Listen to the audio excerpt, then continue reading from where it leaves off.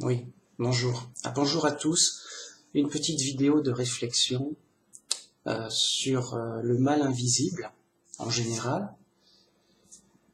Je pense que c'est intéressant parce qu'il faut être bien conscient que quelque chose qui est invisible et inconnu, c'est dangereux. En tout cas, c'est plus dangereux que si c'était visible et connu. Alors pour ça, je vais utiliser un exemple simple sur la pollution. Donc, notre époque moderne a plein d'avantages, plein de choses intéressantes, mais l'inconvénient de la modernité, c'est la pollution. En tout cas, une pollution moderne, telle qu'on la connaît. Bien. L'embêtant, c'est que cette pollution, plus les choses sont modernes et sophistiquées, et bien plus on a des formes de pollution invisibles. Et c'est là où j'ai remarqué que c'est plus dangereux. Parce qu'on a tendance à ne pas en être conscient. Quand bien même, peut-être, on serait théoriquement, oui, quand bien même on serait informé. Alors si on n'est pas informé du tout, juste, on n'est pas conscient, et c'est dangereux, c'est plus dangereux. Je vais donner un exemple simple.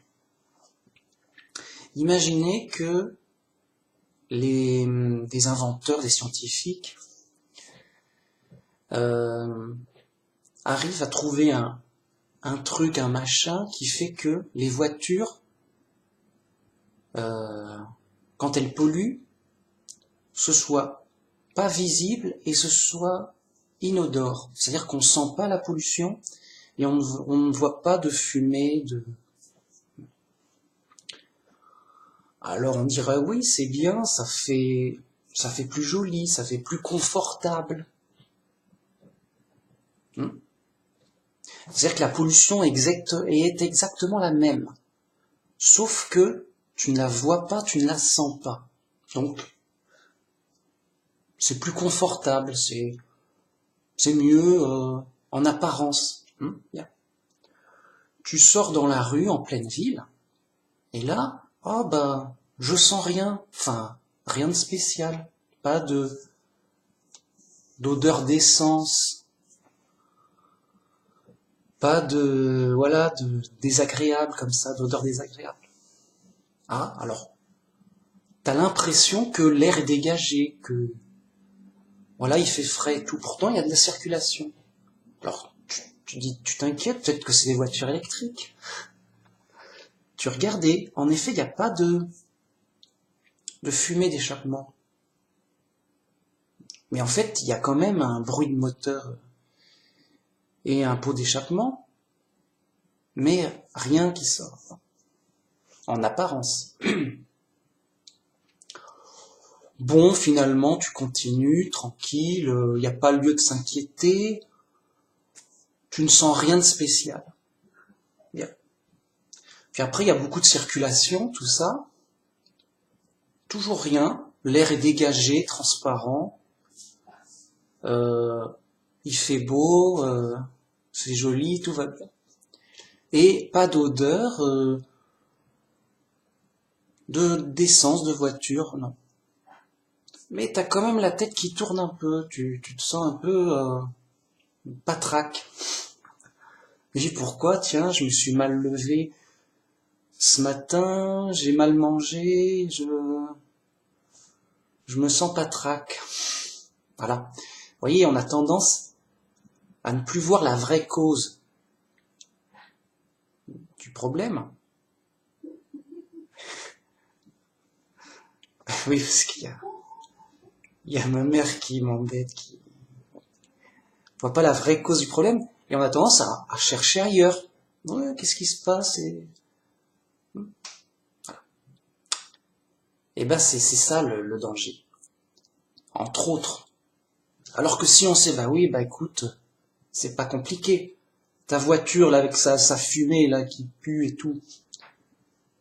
Évidemment que si t'es là à respirer ça, ben, au bout d'un moment, t'es pas bien. Ça te rend malade. C'est nuisible, c'est toxique, c'est patraque. T'es patraque parce que, voilà. Le lien, il se fait facilement, de manière évidente. Oh bah oui, bah, c'est ça qui va pas. Et donc, évitons la circulation, évitons quand il y a trop de fumée, une voiture passe, elle a tout un truc de fumée parce que c'est une vieille voiture mal réglée. Voilà, parce qu'une voiture neuve, apparemment, hein, pas apparemment. Mais là, quand c'est une vieille voiture, c'est évident un truc, c'est sale et tout. T'as une grosse fumée grisâtre. Ah, c'est sûr que si tu respires, t'étouffes. Enfin, tu tousses au moins. T'es pas bien, tu tousses et tout. Le lien est évident. Alors la pollution, elle est pareille. Enfin, en tout cas, oui. Mais t'es averti. Tu dis oui, bah oui, voilà. C'est ça le truc.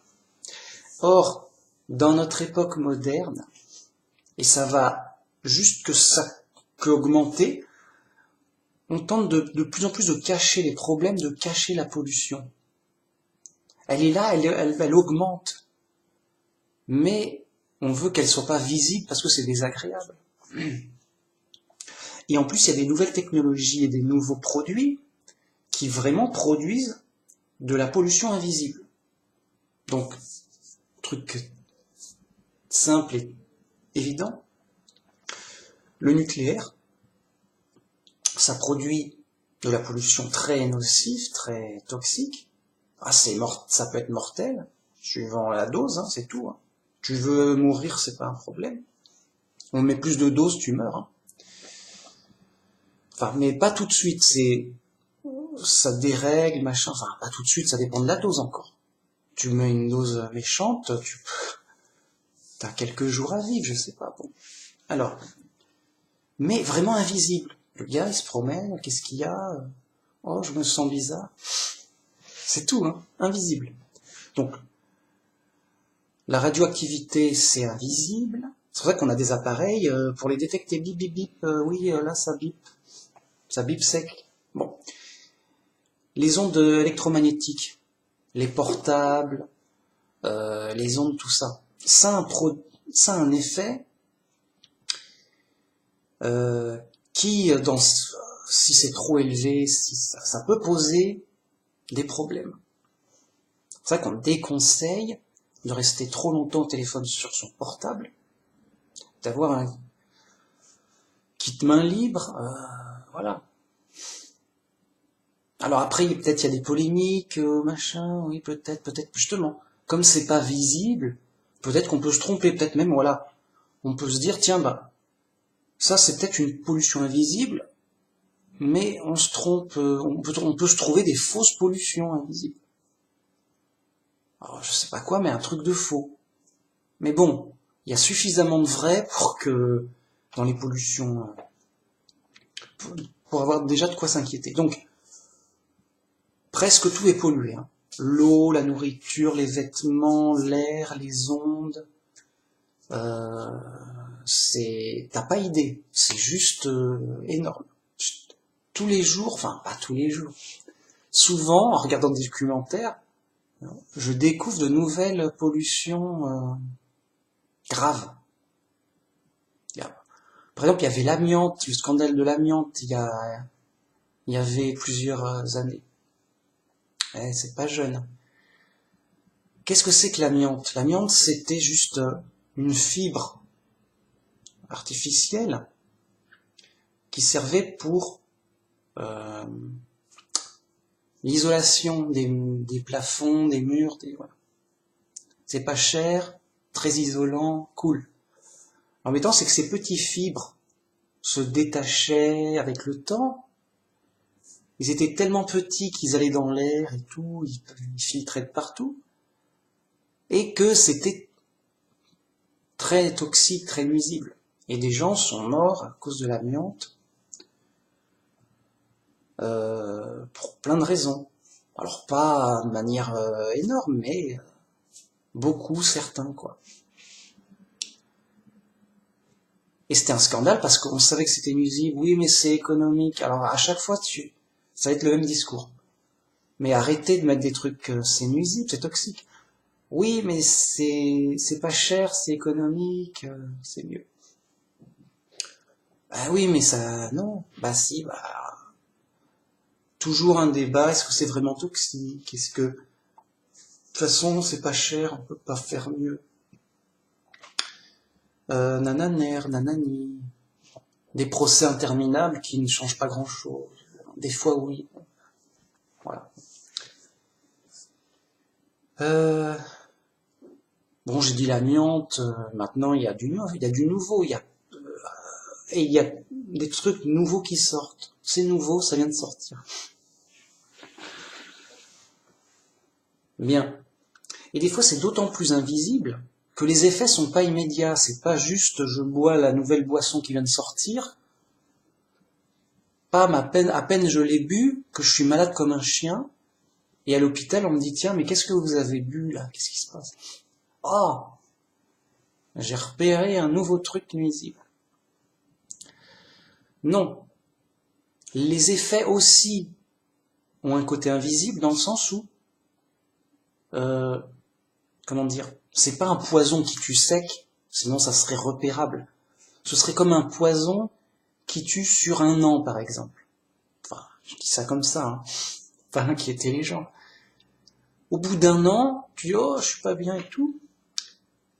Mais en fait, parce que t'as pris plus ou moins dans l'année ce poison, et au bout d'un an, le poison s'accumulant, patraque mal, quoi, à l'hôpital, à l'hosto. Et souvent, c'est le cas pour ce type de pollution invisible, même divers et variés, même visibles, hein. C'est que c'est du nuisible, mais les petits. Et comme il y en a un peu partout, ça s'accumule rapidement. Au bout de plusieurs mois, t'es malade. Des fois au bout de plusieurs années. Et dis voilà, je suis malade, qu'est-ce que j'ai, docteur? Ah, mince, qu'est-ce qui se passe?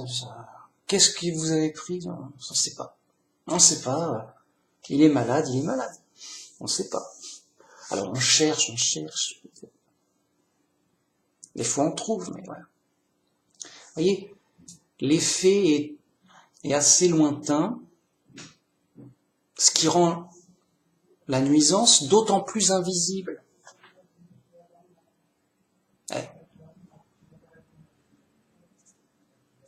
Et donc, on est malade,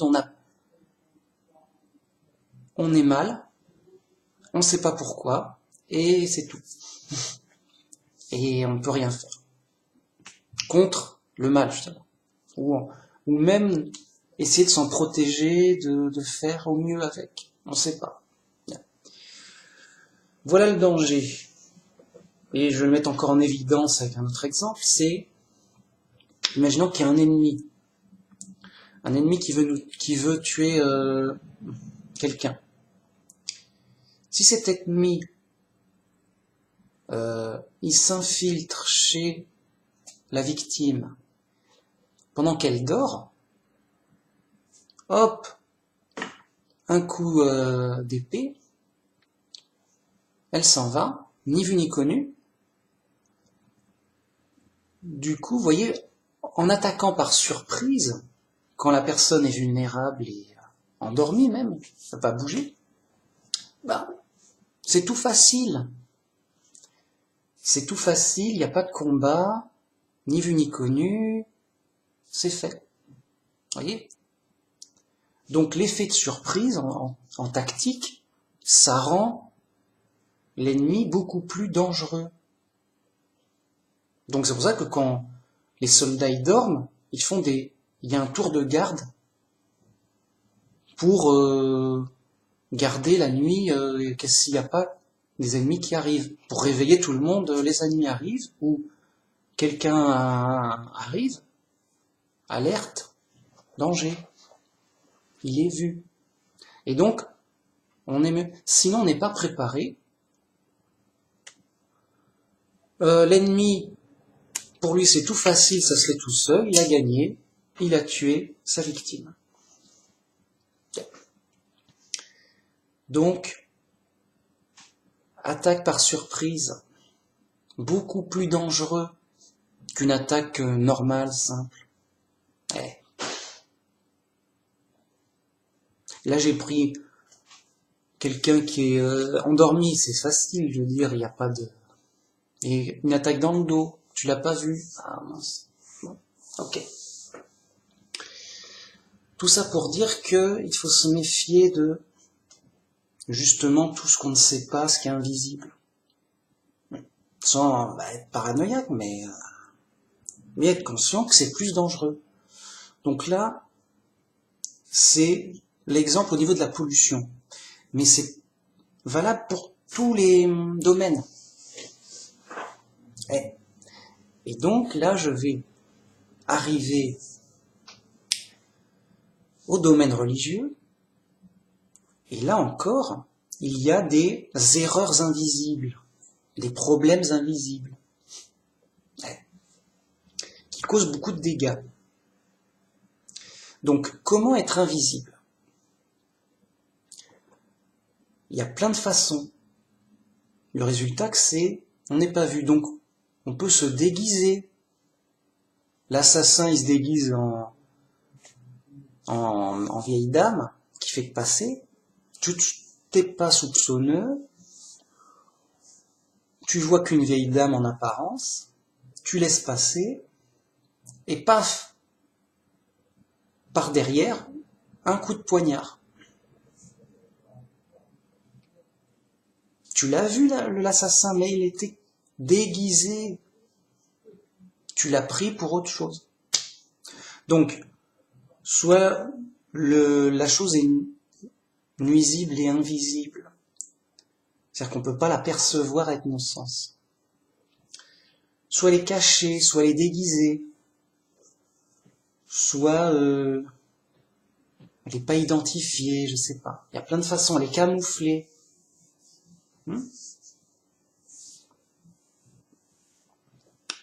Pourquoi je dis ça? Parce qu'on a un exemple simple donné par Jésus. Méfiez-vous des faux prophètes. Ils sont déguisés en agneaux. Ils ont l'air d'être ils sont en agneau. Ils sont vêtus. Ils ont l'apparence d'un agneau. Voilà, c'est ce qu'il dit. Ils ont l'apparence d'un agneau à l'extérieur. Mais à l'intérieur, ce sont des loups ravisseurs. À l'extérieur, en apparence, c'est du bon. Tout bon. Mais à l'intérieur, non. Il y a du poison, c'est mauvais.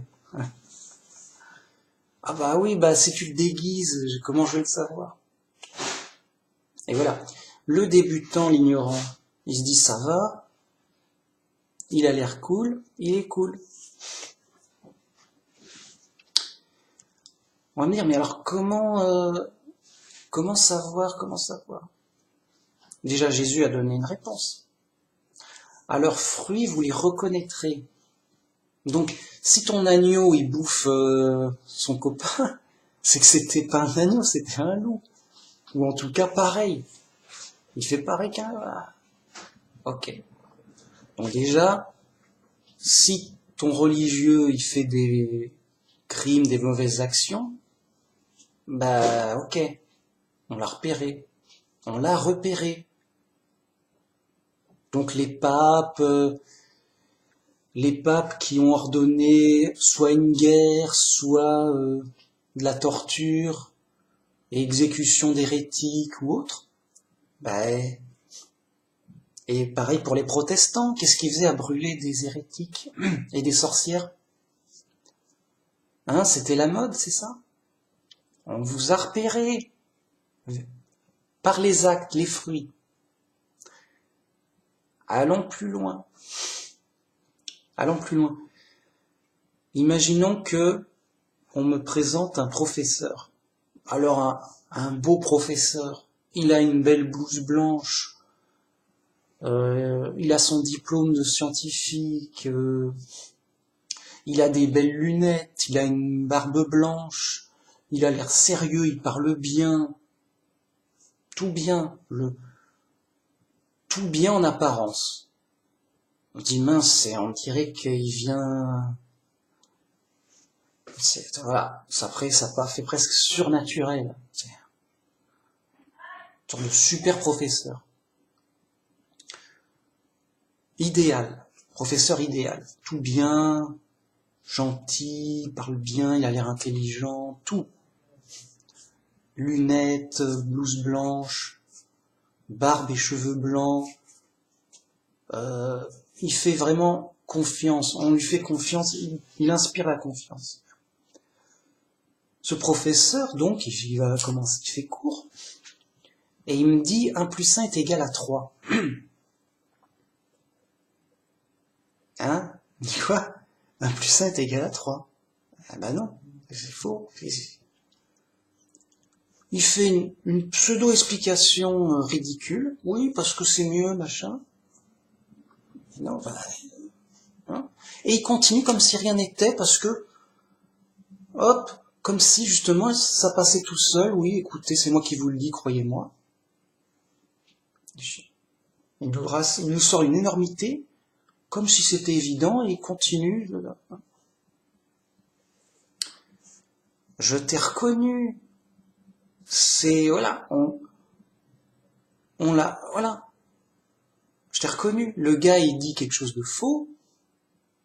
Eh ben, c'est un idiot, c'est un ignorant, c'est un aveugle, c'est ce que tu veux, mais c'est pas un professeur. Ben, c'est pas compliqué. Donc, si notre gars, tout bien là, il fait ou il dit des choses mal et fausses, mal et faux, eh ben, c'est bon.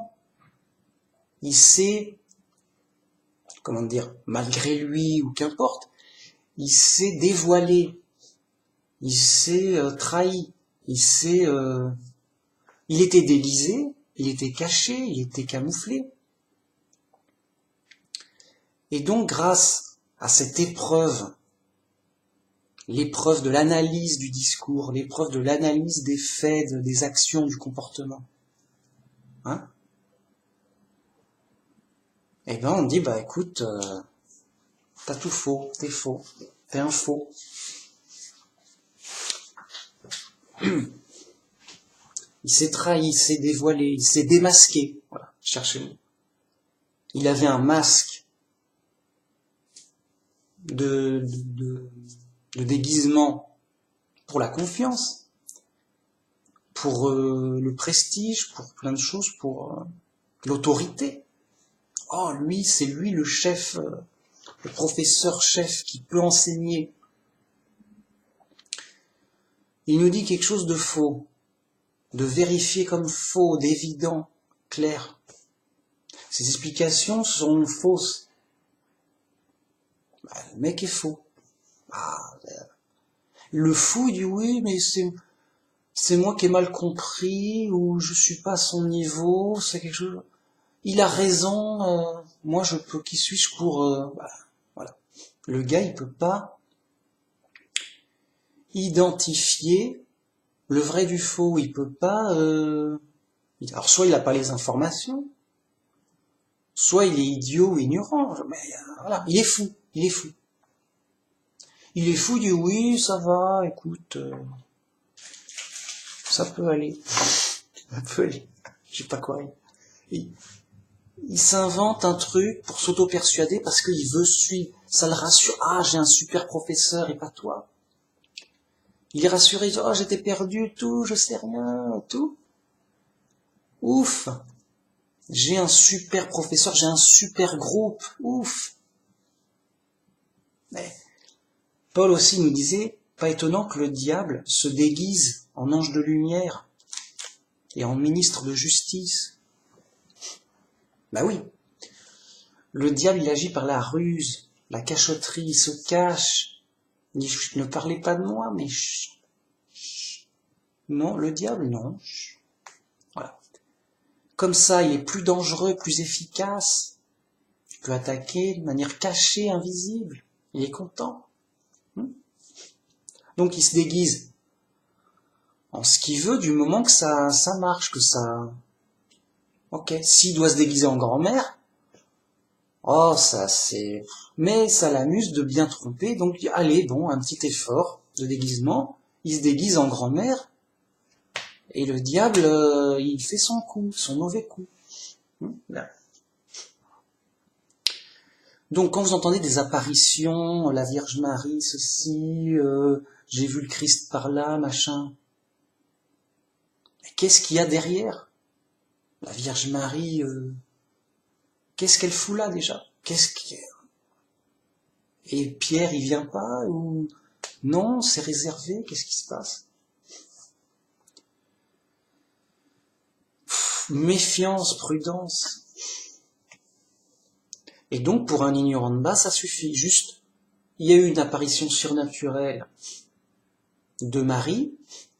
Juste, c'est bon, on n'en dit pas plus, on a tout bon.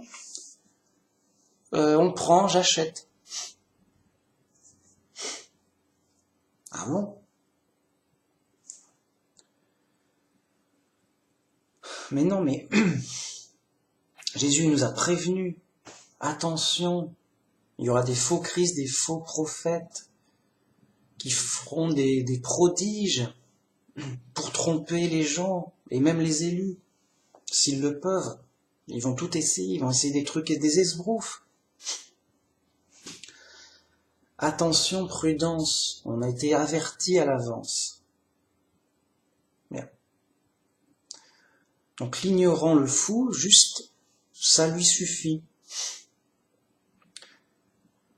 Mais bon, le sage, le vrai chrétien, il veut pas se tromper. Ça lui suffit pas. Ce n'est qu'apparence, oui. Donc, comment repérer? Voilà, il faut savoir repérer le faux, le mal, le danger. Pas forcément qu'on puisse l'annuler, mais au moins, hein, on sait où il est, on sait, bon, on peut, voyez. De même, tu sais, tiens, en face de chez toi, il y a une usine. Elle pollue, tu te renseignes. Ah d'accord, elle fabrique ceci, la pollution c'est comme cela. Ah, c'est hautement dangereux, toxique. Alors pourquoi les autorités font rien? Les autorités font rien parce que ça rapporte beaucoup d'argent, c'est rentable, c'est à la mode, ça paye bien. C'est pas cher, yo. Ah ok, je comprends. Bon. Ben oui, mais moi j'habite, voilà. Et moi j'habite quand même à côté. Donc je fais attention, s'il y a trop de fumée qui vient à cause du vent qui vient de mon côté, je ferme la fenêtre, bon, des petits arrangements. Et puis si je peux déménager, peut-être, voilà. Mais ça sera toujours moins dangereux que le mec inconscient. Oui, il y a une usine, c'est top, ça fait de l'emploi, yo, tout. Du non, ça peut pas être dangereux, non, les autorités auraient fait quelque chose, non, on est en 2018. Le mec juste ignorant, juste fou, juste inconscient, juste naïf, il croit vraiment que tout va bien, qu'il n'y a pas de danger, qu'il n'y a pas de pollution, vraiment. Cette fumée, bah, elle s'envole en haut, et puis c'est tout. Oui, mais s'il y a du vent, ça va, un peu de vent. Bah.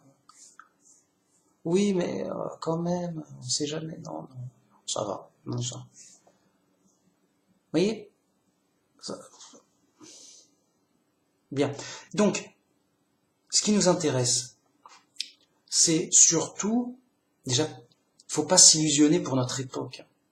L'illusion de l'athée de notre époque, l'athéisme triomphant, et notre époque avec la gloire du monde, regardez, c'est moderne, ça sera toujours plus confortable, mieux, plus vite, machin. Voilà, on dit merci aux athées, et, enfin, entre guillemets, ils essaient de s'accaparer la science. Ils font de la fausse science et tout. Ouais, c'est pas que de leur faute, mais... Bref. Et donc voilà, on est au paradis, on est comme... Et ça ira de mieux, on ira On va vers un paradis technologique, on va vers un paradis, plus c'est moderne, plus c'est mieux et tout. C'est une illusion. Bien sûr qu'il y a plus d'avantages que d'inconvénients à cette modernité de choses, d'objets. Mais souvent, en oubliant les inconvénients, on s'illusionne et on se dit oui, on est au paradis, regarde, on a tout ce qu'on veut, tout, yo. On est au paradis déjà, mince. Ah ouais, vraiment? C'est qu'apparence et illusion. Les mecs, ils sont littéralement hypnotisés, drogués, ivres par la gloire du monde. Alors, pour peu qu'ils ont l'argent pour se l'acheter. Parce que c'est cher, c'est pas... Bon. Admettons que le gars a de l'argent. On est au paradis, m'embête pas, yo. On s'amuse, on a ce qu'on veut, c'est cool. Vous voyez? Ça rajoute à l'illusion du monde et de la gloire du monde. Évidemment qu'il y a des inconvénients, que ces inconvénients sont de plus en plus nombreux et de plus en plus cachés, et donc de plus en plus dangereux. C'est comme une publicité. On regarde des publicités, on nous présente le produit sous son meilleur aspect. Elle est pas jolie ma tarte? Et tu vois une belle tarte sur une belle table, truc traditionnel, avec une dame gentille qui fait des tartes et tout. Hein? Pas belle ma tarte? Ah ouais, c'est une belle tarte. Mais qu'est-ce qu'il y a dedans? On sait pas. Vraiment. Donc la publicité, elle te montre le produit. C'est une tarte belle maman, faite par maman. Mais j'ai pas, ma maman, elle fait pas des tartes. Non, mais on fait comme si. Belle maman fait une tarte, elle est pas belle, belle maman? Bon. Et la tarte, elle est belle aussi? Bon, ça va. C'est une belle tarte. En apparence. La musique, tout, oui, encore une belle tarte de belle maman, mais elles sont toujours délicieuses. Comment elle fait? Ah, ma belle maman a son secret. D'accord. Bon, juste, tu vois la publicité, c'est joli, c'est vendeur, yo. T'achètes la tarte. Au goût, c'est bon. C'est fait, c'est un bel aspect. Bon, fait chauffer, on mange, mais c'est bon. Belle maman nous fait toujours des trucs délicieux. Vous voyez, l'illusion, c'est-à-dire, en apparence, c'est beau, c'est bon, c'est agréable. Les apparences sont ok. Mais qu'est-ce qu'il y a dedans? On sait pas. Surprise. C'est la surprise. Et donc, risque de problème, évidemment. Voilà. C'est ça la ruse de base. Donc, l'ignorant de base, le chrétien ignorant, fou de base, il va chercher un groupe joli, un joli groupe.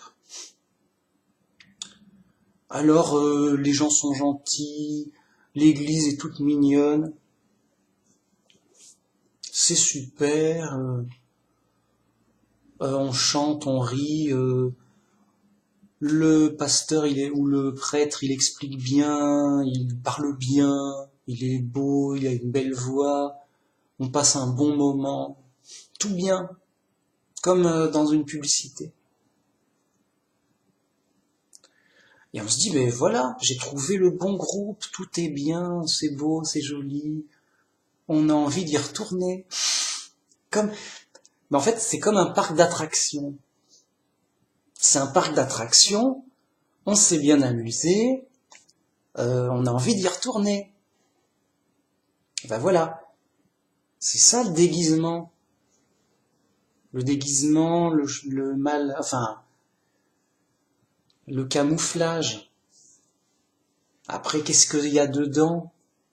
Pour savoir ce qu'il y a dedans, faut vérifier. Tu prends ta Bible. Alors, le professeur, il nous a dit ça. On va vérifier. Ouais, mais on pourrait penser que non. Puis, sur Internet, on a d'autres discours. il y a une controverse, ils sont pas d'accord, voilà. Bon, je demandais au pasteur, il a été un peu, enfin, mon professeur a été un peu rapide. Je vais lui demander des arguments, et voilà, il y a un tel qui dit ça, qu'est-ce qu'il... Alors il va me donner ses arguments. Bon, les autres aussi peut-être. Et moi-même, je vais en chercher. Et donc, si je suis sérieux, sincère, objectif, intelligent, et tout ça grâce à l'influence de Dieu il active la cervelle. Dieu, il influence. Dieu, il nous guérit de notre folie. Dieu, il nous apporte sagesse et intelligence. À un moment, tu dis, bon, mais oh, c'est pas compliqué, c'est pas en chinois la Bible. C'est pas juste, ah non, non, non, non, non, non, non, non, non, non, non, non, non, non, non. Je ne peux rien dire, rien savoir. C'est trop pour les spécialistes, les scientifiques de très très haut niveau. Donc, si on me demande, oui, qu'est-ce que tu penses de la fusée, machin, ou de l'ordinateur truc, j'y connais rien en fusée, ou en ordinateur de pointe, tout ça. Je veux pas savoir s'il y a une arnaque ou pas. Et là, oui, mais alors qu'est-ce que tu penses de ce verset en hébreu par rapport au grec? Mais j'en sais rien. Quoi, mais t'es ignorant, mais comment oses-tu faire une vidéo et donner ton avis? Qu'est-ce qu'on en a à faire des avis d'ignorants sur YouTube? Oui, c'est vrai qu'il y en a beaucoup, mais c'est pour passer le temps comme ça. Laisse ça aux spécialistes de très haut niveau. Ils manipulent le grec, l'hébreu, le latin, yo. Les mecs, ça, c'est eux qui savent, pas toi. Enfin, si c'est vraiment le cas, j'ai dit, oui, tu peux pas. Tu sais pas parler chinois. Tu peux pas. Il y a deux Chinois qui se disputent sur de la grammaire. Tu vas pas aller faire l'arbitre. Écoutez, ça n'a pas de sens. Il faut connaître ses limites. C'est fou ça. Parce qu'il y a des chrétiens fous, oui, moi je sais tout, machin, et ils balancent leur point de vue dégueulasse. Quoi. Je dis, mais t'y connais rien, arrête. Tu te fais du mal. En mode New Age. Sans honte, les mecs, New Age, j'ai tout compris, la Bible, je te la renverse, yo, je fais ce que je veux avec. Et en mode New Age, ils nous racontent une histoire. Ils ont rêvé une histoire, je te raconte l'histoire que j'ai rêvée. Et il y a des petits éléments bibliques, ça ressemble à la Bible. C'est dégueulasse, c'est du gros New Age dégueulasse. Bon, okay, ça on vient. Ensuite, il y a les soi-disant débats de spécialistes, mais on les laisse entre eux, ça ne nous intéresse pas. Nous, on s'intéresse à la Bible simple. Et donc, c'est simple. Donc, pour les questions simples, évidentes, parce que la Bible est faite pour ça. Pourquoi Jésus dit que c'est simple, que c'est pour les enfants, et que c'est au contraire, c'est caché aux sages et aux intelligents. Hein? Ouais? Ah bah oui. Donc, les gens, ils te font un grand Da Vinci Code, ils décodent, machin. C'est compliqué, t'inquiète pas, machin. Je vais décoder ça. T'as juste qu'à m'obéir ou à me croire sur parole. Moi, le grand professeur qui est décodé pendant des siècles. C'est sérieux. Les mecs, ils disent, moi je vais prendre tel groupe catholique, ça fait des siècles qu'ils étudient la Bible à temps plein. Pense bien qu'ils la connaissent. Hein? Je n'ai pas à réfléchir. J'écoute le prêtre, c'est lui qui réfléchit à ma place, c'est le spécialiste, c'est tout bon, c'est tout bénef. J'économise de la réflexion. Je vais pas réfléchir sur la Bible. Dommage. Dommage. Il y en a un autre qui trouve des témoins de Jéhovah. J'y mets. Les témoins de Jéhovah, c'est génial. Il n'y a pas besoin de réfléchir. Vraiment. Ils t'expliquent tout sur tout. Sur les moindres détails, ils savent tout. Oh, comment ça se fait que vous savez tout? Ah, on est les bons. Ok? Et après, ils nous encouragent faussement, hypocritement et faussement. Vérifiez, soyez des bons chrétiens qui vérifient. Bah oui, bah je vérifie, je sais lire le français. Alors pourquoi vous dites n'importe quoi? Oh, mais vous avez mal vérifié, il faut faire un Da Vinci Code comme ci, comme ça. Le piège s'est refermé. C'est-à-dire qu'ils nous disent vérifiez, vérifiez, pour endormir les gens, hypocritement et faussement, pour pas qu'ils vérifient. Alors, oui, vraiment, un témoin de Jéhovah, c'est spécial. Tu prends un témoin de Jéhovah, il est censé être d'accord à 100% avec la doctrine officielle qui décortique chaque micro-détail de la Bible. C'est juste un copier-coller. Comment ça se fait? Ils ont vraiment tout bon. Oui, ils ont vraiment tout bon sur tout parce qu'ils viennent de Dieu, c'est Dieu, tout Dieu. Mais ils ont pas dit que... Oui, mais bon, on se doute bien que ça vient de Dieu. Ça vient de qui, hein, Dieu? Et Dieu, il a tout fait bien. C'est pas d'erreur, rien. Pas d'erreur, rien. Oh, des fois, il y a petite erreur, mais on se corrige vite fait. Ah bon, bah attends. C'est grave. Les mecs sont juste... c'est une secte psychologique. C'est-à-dire que les gars, ils sont invités à pas réfléchir et à pas vérifier. Ou à bien vérifier, mais comme leur parti, quoi, leur groupe. Le groupe a dit ça, vérifie que tu es bien d'accord, ou plutôt fais en sorte de vérifier pour être bien d'accord. Attention. Oh, c'est grave. C'est une insulte à l'esprit critique. C'est un piège. Voilà, j'essaie de décortiquer le piège. Bref. Le sujet est simple. La question est simple. La Bible est simple. Tu vérifies simplement. Est-ce que 1 plus 1, ça fait vraiment 3? Je vérifie. Tu vois que non. Et les autres vont te dire, ah oh, oui, mais regarde ce verset, machin, le contexte, yo, bon. Alors tu revérifies. Fais bien le pour, le contre, bon, simplement. Hein. Tu dis non, toujours non. Oui, mais c'est trop simple, il y a l'expression de l'époque, machin, truc, c'est plus compliqué, yo. Bon. Voilà, on veut essayer de te faire croire que c'est compliqué, qu'il faut que tu arrêtes de vérifier simplement, que tu fasses confiance aveuglément au groupe. À Babylone la Grande, pour être simple. Babylone la Grande, elle dit vérifie, mais c'est nous les pros, hein. C'est nous qui savons tout. Donc vérifie, mais bon, il faut être d'accord avec nous quand même, parce que t'as forcément tort, si tu...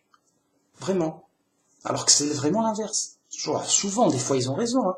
C'est pas... Bon. Raison ou tort, vérifions. Comme pour identifier démasquer le faux. Vraiment. Donc, en fait, voilà, t'as 2 types de pubs à la télé. T'as la pub, venez dans mon église traditionnelle. Ça fait des siècles qu'elle est là. Yo. C'est une blague. Venez, oui, regardez, tout était d'époque, de la belle pierre, des beaux tableaux. Ah, c'est joli. Le prêtre, voilà, il parle en latin, des fois oui, des fois. Voilà, c'est bien organisé. On a donc notre pape au Vatican, machin. Bon. Le style traditionnel. Donc voilà, ça fait une ambiance, c'est joli, c'est vendeur, c'est attrayant. Regardez ces belles cathédrales. Il y a du vécu, il y a de la tradition, il y a du sérieux. Je te vends un savoir lointain de vieux maîtres chinois. Des vieux maîtres chinois qui ont trouvé des secrets cachés pour yo. Pour yo, quoi. En mode yo. Puis t'as la publicité un peu plus moderne. Viens dans mon église évangélique. C'est fun, mec.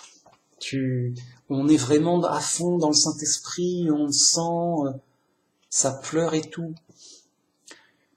Viens chez nous, on est les témoins de Jéhovah, on a une réputation, on voit bien que on est spéciaux. Pourquoi? Parce qu'on est les bons, tout ça. On est spéciaux, regarde, on est bien organisés quand même, t'as vu? T'as vu ça? On est tous pareils d'accord. C'est pas bien ça? Ah oui, c'est fort. Et voilà, on a des revues, tout machin, on a de la bonne documentation, tout. Ah ouais, c'est pas mal, ouais, c'est du groupe qui te prend en main, quoi. On vient dans mon groupe, on va te prendre en main, mec. On va te transformer. Ah ouais, bien. Les gens cherchent un groupe. Et les gens souvent deviennent idolâtres du groupe. Idolâtres, vraiment. J'ai mon groupe sacré. Sans mon groupe, je suis plus rien. Groupe, où est mon groupe? Le groupe, ouf, le groupe est là. J'ai mon groupe à portée de main. Vraiment. Oh là là. Comme une publicité honteuse et mensongère. Tu dis, bon, quand même. Vérifions. Vérifions. Et à chaque fois que tu vérifies, il y a de quoi... Alors, il y a plusieurs niveaux. Il y a des groupes plus faux que d'autres. Il y a des fois des bons trucs. Hein. Ah bah tiens, tel groupe, ça c'est bien. Oh, il n'y a rien à dire. Là-dessus, ils ont bon. Mais là-dessus, qu'est-ce qui leur prend? Qu'est-ce qu'ils sont fous? Qu'est-ce qui se passe? Ah vraiment, des fois, il y a des surprises. Moi, au début, je pensais que les témoins de Jéhovah, c'était un bon groupe sérieux, bien propre. Mec sérieux, les mecs, ils engagent leur vie. Et à chaque fois, j'étais de surprise en surprise. Mais, quoi? C'est pas sérieux, là, c'est pas sérieux. Ah, des fois, non, je veux pas ta vie, je veux la vie officielle. Non, mais c'est vraiment la vie officielle des témoins de Jéhovah. Des preuves, tu vois. Ah, c'est vrai. Ils croient vraiment ça. Mais c'est fou. Là. Au point que je croyais pas le gars qui me disait non, tu m'inventes n'importe quoi pour les discréditer. Voilà, les témoins de Jéhovah. Non. J'aime bien les témoins de Jéhovah, mais bon, une fois que tu vois où est le poison, c'est vrai, les témoins de Jéhovah, c'est une belle tarte. Il y a des bons morceaux choisis, ça sent bon, il y a des bons trucs. Mais des fois, il y a des morceaux un peu bizarres, durs, est-ce qu'ils ont mis une pierre ici? C'est bête, pourquoi mettre une pierre dans une bonne tarte? C'est dommage.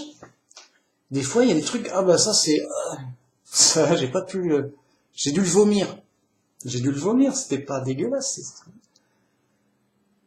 Et donc, bon, attention, les témoins de Jéhovah, c'est une bonne tarte, mais il y a des morceaux pourris. Faut faire gaffe, quand même. Bon. Et ça t'apprend à être plus prudent, à mieux vérifier. Vraiment. Juste un témoin de Jéhovah, c'est un fou. Oui, vérifiez bien que j'ai raison, mais le gars, il est à 100% d'accord sur tout ce que dit son groupe. Et je dis, non mais ok, d'accord, ils sont bons, mais tu peux pas être au moins d'accord là-dessus. C'est pas, t'as vu comment c'est évident que c'est n'importe quoi. Si, mais le gars est gêné, il voit bien que c'est pas très défendable. Mais ouais, non mais faut, si c'est faux, ils vont se corriger eux-mêmes, donc t'as pas besoin de réfléchir. Puis faut faire confiance, ça se trouve, c'est vrai. Ouais, ça se trouve, c'est vrai, on sait jamais.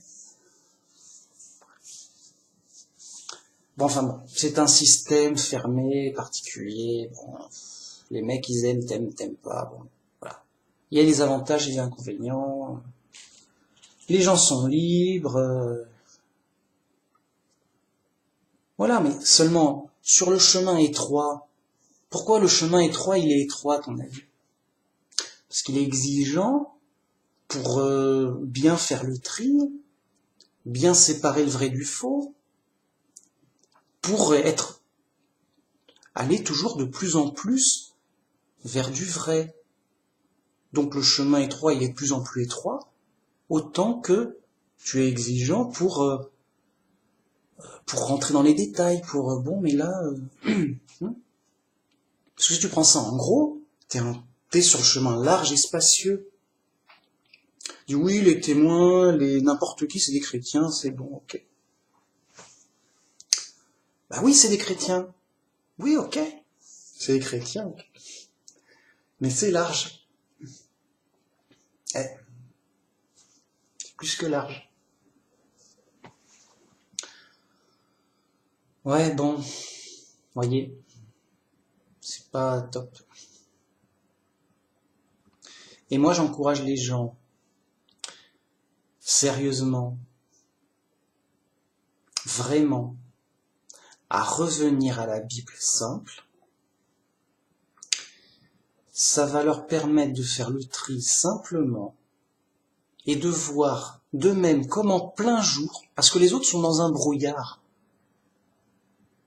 Ils voient pas, ouais, un brouillard voilà. Ils sont dans le brouillard, ils peuvent pas distinguer les choses, ils sont dans un mélange de vrai et de faux. Alors que grâce à Dieu, si tu reviens dans du simple, humble, simple, ta Bible elle est écrite en français, tu la lis en français, mais c'est comme tu lis l'évangile, c'est comme si on parlait aux enfants. Mais c'est simple. Oh, oui, c'est simple, c'est fait pour. T'as pas besoin de professeur. Sérieux. Tu lis, voilà. Ton professeur, c'est Jésus qui parle. Ton professeur, c'est les apôtres qui t'expliquent et qui parlent. Voilà. Tu le cherches. Il est là. Bien. Tu fais toi-même, simplement, clairement, le tri entre le vrai et le faux. Et tu démasques les faux professeurs et les faux prophètes, les faux Christ, les faux ce que tu veux, de toi-même, comme si ça se voyait en plein jour. Mais pourquoi mon professeur de maths, il me dit qu'un plus 1 est égal à 3? Je suis un idiot ou j'ai pas compris un truc? Tu revérifies. Je peux pas avoir raison et mon professeur de maths tort. Tu revérifies. Tu veux comprendre pourquoi un truc simple, c'est fou. T'as faux sur un truc simple, c'est pas possible. T'es pas un idiot. Alors je dis, si t'es un idiot,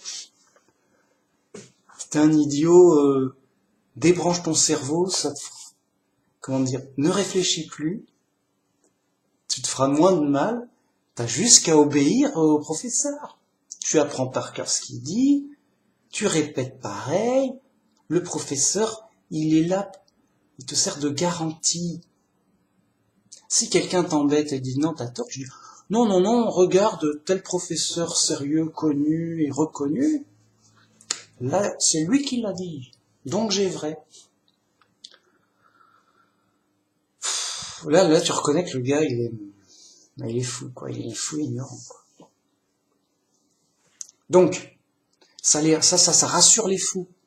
Mon groupe, il est le plus intelligent que le tien. Mon groupe, il est renommé. Mon groupe, il a 2000 ans. 2000 ans de massacres et d'erreurs et de dégueulasseries. Ouais, mais c'est plutôt un inconvénient. Non, c'est bien. Les mecs sont fous, hein. Sérieux. Donc, tu revérifies, tu dis non mais, est-ce qu'un plus 5 c'est égal à 3 quand même? C'est basique, tu tries, tu réfléchis, mais non, c'est pas possible. C'est pas possible. Et donc tu contredis ton professeur. Qui tu es, malheureux mortel, pour contredire le grand professeur qui fait autorité sur la question? Est-ce que tu as ton diplôme de latin, d'hébreu, de grec, d'araméen, de chinois? Mais pourquoi chinois? Parce que c'est vrai en plus. La Bible, sur le site du Vatican, elle est que en latin ou en chinois. C'est comme ça. C'est pour aider. Qu'importe. Professeur, non. T'as faux. Je veux pas savoir les arguments. Tu baragouines, tu raisonnes. tu philosophes, tu te prends pour qui, nananer. Je veux pas savoir tes arguments, t'as faux, le professeur, super professeur, a bon. Et il s'en va. Alors toi t'es tout triste. Oh, je suis tout seul sur ce chemin étroit, j'ai peur. Où est mon groupe et tout. Mais tu te dis, ah mais quand même je voudrais bien savoir le fin mot de la vérité quand même.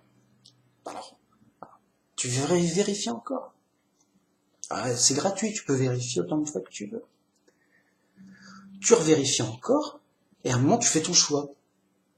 Soit je retourne dans mon groupe, là, un chemin large, il y a du monde, on s'amuse et tout. Et j'oublie la question, c'est trop compliqué, j'ai sûrement tort, j'y connais rien en théologie comparée, je sais pas quoi. J'ai pas mon diplôme de théologie fourni par Babylone la Grande. Donc j'oublie tout, je vais aller rejoindre les autres pour le parc d'attractions. C'est un parc d'attractions. Un parc d'attractions, on va chanter, Mio, on est gentil, ça va être bien, ils font des bonnes tartes. Vraiment. Ils font des bonnes tartes. Je suis bien, mec. Je suis bien là-dedans. C'est bon, c'est de la bonne. Les mecs, qui est drogué, il va retourner chercher de la drogue à son fournisseur, son dealer, son point. Voilà, il s'invente des excuses, des prétextes. Ou alors, il se dit bon, oh, c'est dur et tout, mais il y a un truc qui cloche, j'en suis sûr. Ou alors je veux comprendre pourquoi je me suis trompé, mais voilà quoi, je cherche la vérité ou je cherche un parc d'attractions. Le gars, il fait un moment, sur le chemin étroit, à force, l'influence de Dieu, Dieu te guérit de la folie, Dieu t'influence, tu pries Dieu, quoi. Forcément, à un moment, tu comprends les choses simples. Et tu dis, bon, écoutez, moi, en histoire, vous pouvez me dire ce que vous voulez, mais sur des choses simples, vous pouvez pas me dire n'importe quoi, les mecs. C'est trop simple, on peut pas me dire n'importe quoi sur des choses simples, bien claires, bien évidentes, bien vérifiables. On se respecte un peu, respectez-vous, respectez-moi, respectez la réalité, voilà. Ne me respectez pas, mais respectez la réalité quand même, ça suffit. Ah, tu respectes pas la réalité, tu vois ça avec elle. Enfin, voilà, pour le respect de la vérité, de la réalité, quoi, je sais pas quoi. Ok, donc le gars il dit non, écoute, c'est clair, c'est net, moi j'ai lu la Bible, alors je suis pas le spécialiste du monde, mais ça, c'est simple, ça paraît simple, c'est dit comme ça. Une fois le gars il fait sa conclusion, c'est ça, et je connais bien le sujet, le pour, le contre, les versets, les sous-entendus, les preuves, il y en a marre, j'ai fait le tour de la question, c'est clair pour moi, ma conviction, elle est solide, elle est arrêtée. Et donc le professeur a tort et ça me fait de la peine. J'essaie de lui dire oui, mais regardez cette preuve quand même, on peut pas. Ah, à chaque preuve, je dis ah non, mais tu le renverses, Da Vinci Code et hop, on voit que t'as pas fait les études. Ah mince, mais on a le droit de faire ça. On a le droit, le texte dit A, on a le droit de dire non, il dit B parce que à l'époque on bafouillait et ça faisait des trucs bizarres, des explications. Ah mince, non. Au final, voilà, ta conviction est arrêtée, tu assumes ta conviction. Sinon, c'est pas dans ta conviction de la Bible que tu crois, c'est dans la conviction du professeur que tu crois. Tu crois pas dans la Bible, tu crois dans ce que dit la Bible par rapport au professeur. Enfin, tu crois le professeur de ce qu'il dit de la Bible. Tu crois pas du tout dans la Bible. Si tu avais lu la Bible, t'aurais cru autre chose. Heureusement que ce professeur est venu pour te sauver. Mais non, la Bible, t'as tout faux. Crois dans ce professeur. Et les mecs, vraiment, Ils croient dans leur groupe. Ils croient au pape. Moi, je crois pas en Dieu, je crois au pape. Ah, t'es violent, toi. T'es un violent. Ouais, et, t'as de la chance qu'on soit pas au Moyen-Âge. Le mec, il m'aurait vraiment brûlé au bûcher. T'es un violent, mais c'est pas chrétien. Si, machin, yo. Si j'en crois le pape. Ah, si t'en crois le pape, tu peux torturer ton frère chrétien. Sérieux. C'est ce qu'ils ont fait. C'est tellement gros que si c'était pas vérifié, réel, historique, officiel, Mad Max, il est fou, il est fou. Bah, regarde, la réalité, on est chez les fous. Bon. Qu'est-ce que je veux dire? Oui, voilà, bah c'est... Donc, le mal, pour être efficace, c'est une tactique de guerre. Mieux vaut qu'ils prennent par surprise, qu'ils se cachent, qu'ils rusent, machin. Si tu dis à l'ennemi, attention, j'attaque demain à telle heure. Donc, prépare-toi bien, dors bien, machin, tout. Bah, là, demain à telle heure, il t'attend en forme. Tactique de guerre, tu lui as dit, il est ok. Par contre, tu ne dis pas que tu vas attaquer demain à telle heure, toute la nuit il est là à surveiller, inquiet, il attaque quand? Il va sûrement attaquer la nuit. Toute la nuit il est là, inquiet, sur le qui-vive. Le lendemain il est crevé, il a passé une nuit blanche à surveiller, il est pas bien, il est... Hein, et là t'attaques, il dit mince, bon ben on se défend, mais je me suis épuisé pour rien à surveiller, à être en pied de guerre et en état d'urgence toute la nuit. J'étais convaincu qu'il allait m'attaquer la nuit, par surprise. La nuit. Mais non, il a attendu le lendemain. Ça comme plein d'autres exemples. Bref, c'est pour ça que le diable, notre ennemi, se cache autant qu'il peut, de toutes sortes de façons. C'est vrai qu'il apparaît que 2 fois dans la Bible. Et pas longtemps, hein. Juste, ouais, je suis pas d'accord, machin. Ah ok, machin, oh bah salut. Bon. Ruse, ruse de guerre, quoi. Cache, c'est plus dangereux. Donc, ça, c'est valable pour tous les domaines. La guerre, évidemment. La pollution. Plus la pollution est invisible, plus elle est dangereuse. Parce qu'au moins on en est conscient, on la connaît, tout ça, bon. Et plus on peut se faire tromper. Non, non, c'est pas dangereux. Non, c'est pas dangereux. Est-ce que tu as fait des études, des preuves? Non. Consommer, sérieux. Ah mais, non, c'est pas une blague. Les autorités officielles disent non, non, tant qu'on n'a pas de preuves, avec des longues études, machin, non, on n'a pas le droit de dire que c'est dangereux, machin. On attend d'abord de compter les morts. Alors, des fois, certaines autorités font ça. D'autres autorités disent non, mais par principe de précaution, quand même, on a beaucoup d'éléments pour commencer à au moins prévenir les gens. Alors, ça dépend du degré de malhonnêteté, de folie du dirigeant. Hein. On est chez les fous, donc c'est pas rien de choquant. Enfin, si, c'est choquant, mais rien d'inhabituel, rien de neuf sous le soleil. Bon. Et après, voilà, je veux dire, c'est plus ça va, plus il y a des pollutions invisibles, voire même des pollutions qu'on connaît pas du tout, bon bref, qu'importe, qui fait que en apparence tout va bien, et après oh bah ouais tout va bien mais je me sens pas bien. Ah bah alors qu'est-ce qui se passe, tout va bien mais tu te sens pas bien? Ça va passer, t'inquiète pas. Non non ça empire. Oui oh bah oui mais bon, prends un remontant, ça va te remonter, je sais pas quoi. Les mecs ils prennent de la drogue à la fin. Je prends de la drogue, sinon je vais pas bien. Bah oui, mais... N'importe.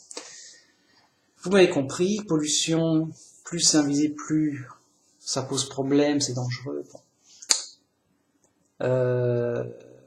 Et pour donc les enseignements scientifiques, comme religieux, mais scientifiques déjà, on te dit des trucs, il y a de la science-fiction dans la science actuelle.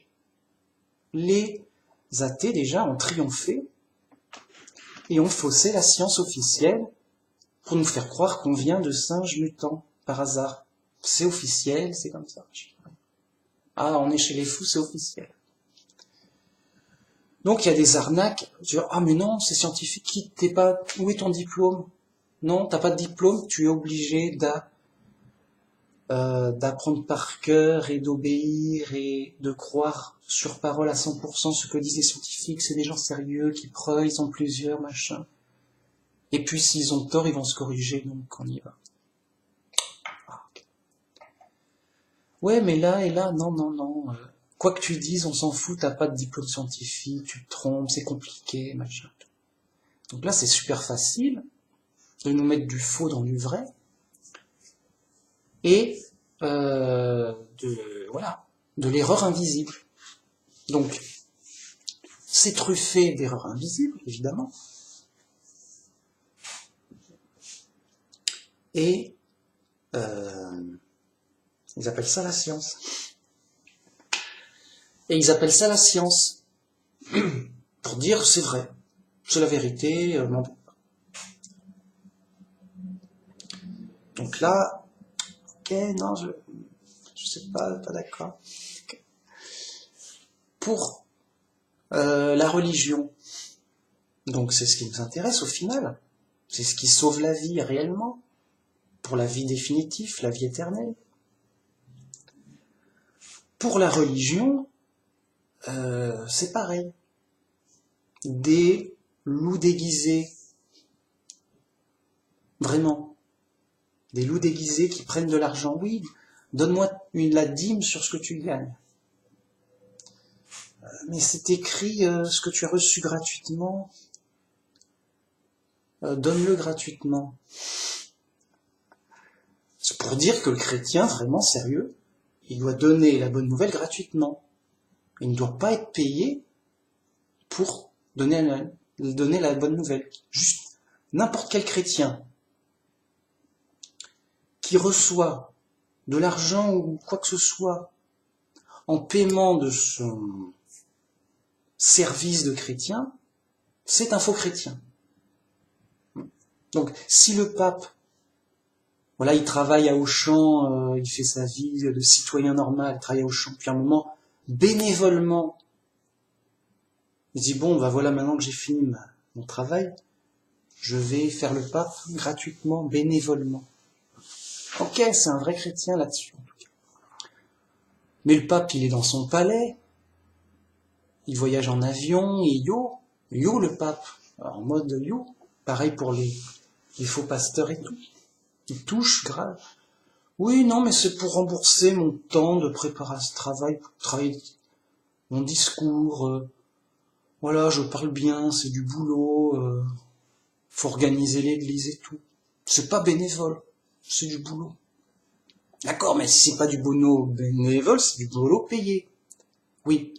Donc, tu es un chrétien professionnel, mais dans le mauvais sens du terme. C'est-à-dire dans le sens vraiment, tu te fais payer pour ton témoignage chrétien. Vraiment.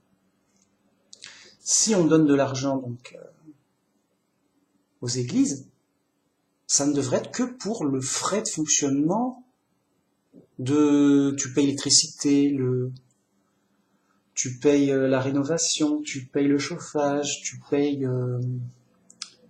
le nettoyage, tu payes le bâtiment en dur, si tu veux. C'est même pas obligatoire d'avoir des grandes églises, hein, des grands bâtiments, tu payes. Mais tu n'as pas à payer des gens professionnels de l'église. C'est comme, imaginez, même les apôtres, c'est Paul qui dit. Paul, il travaillait, c'est Paul il travaillait pour dire que vous ne me devez, comment dire,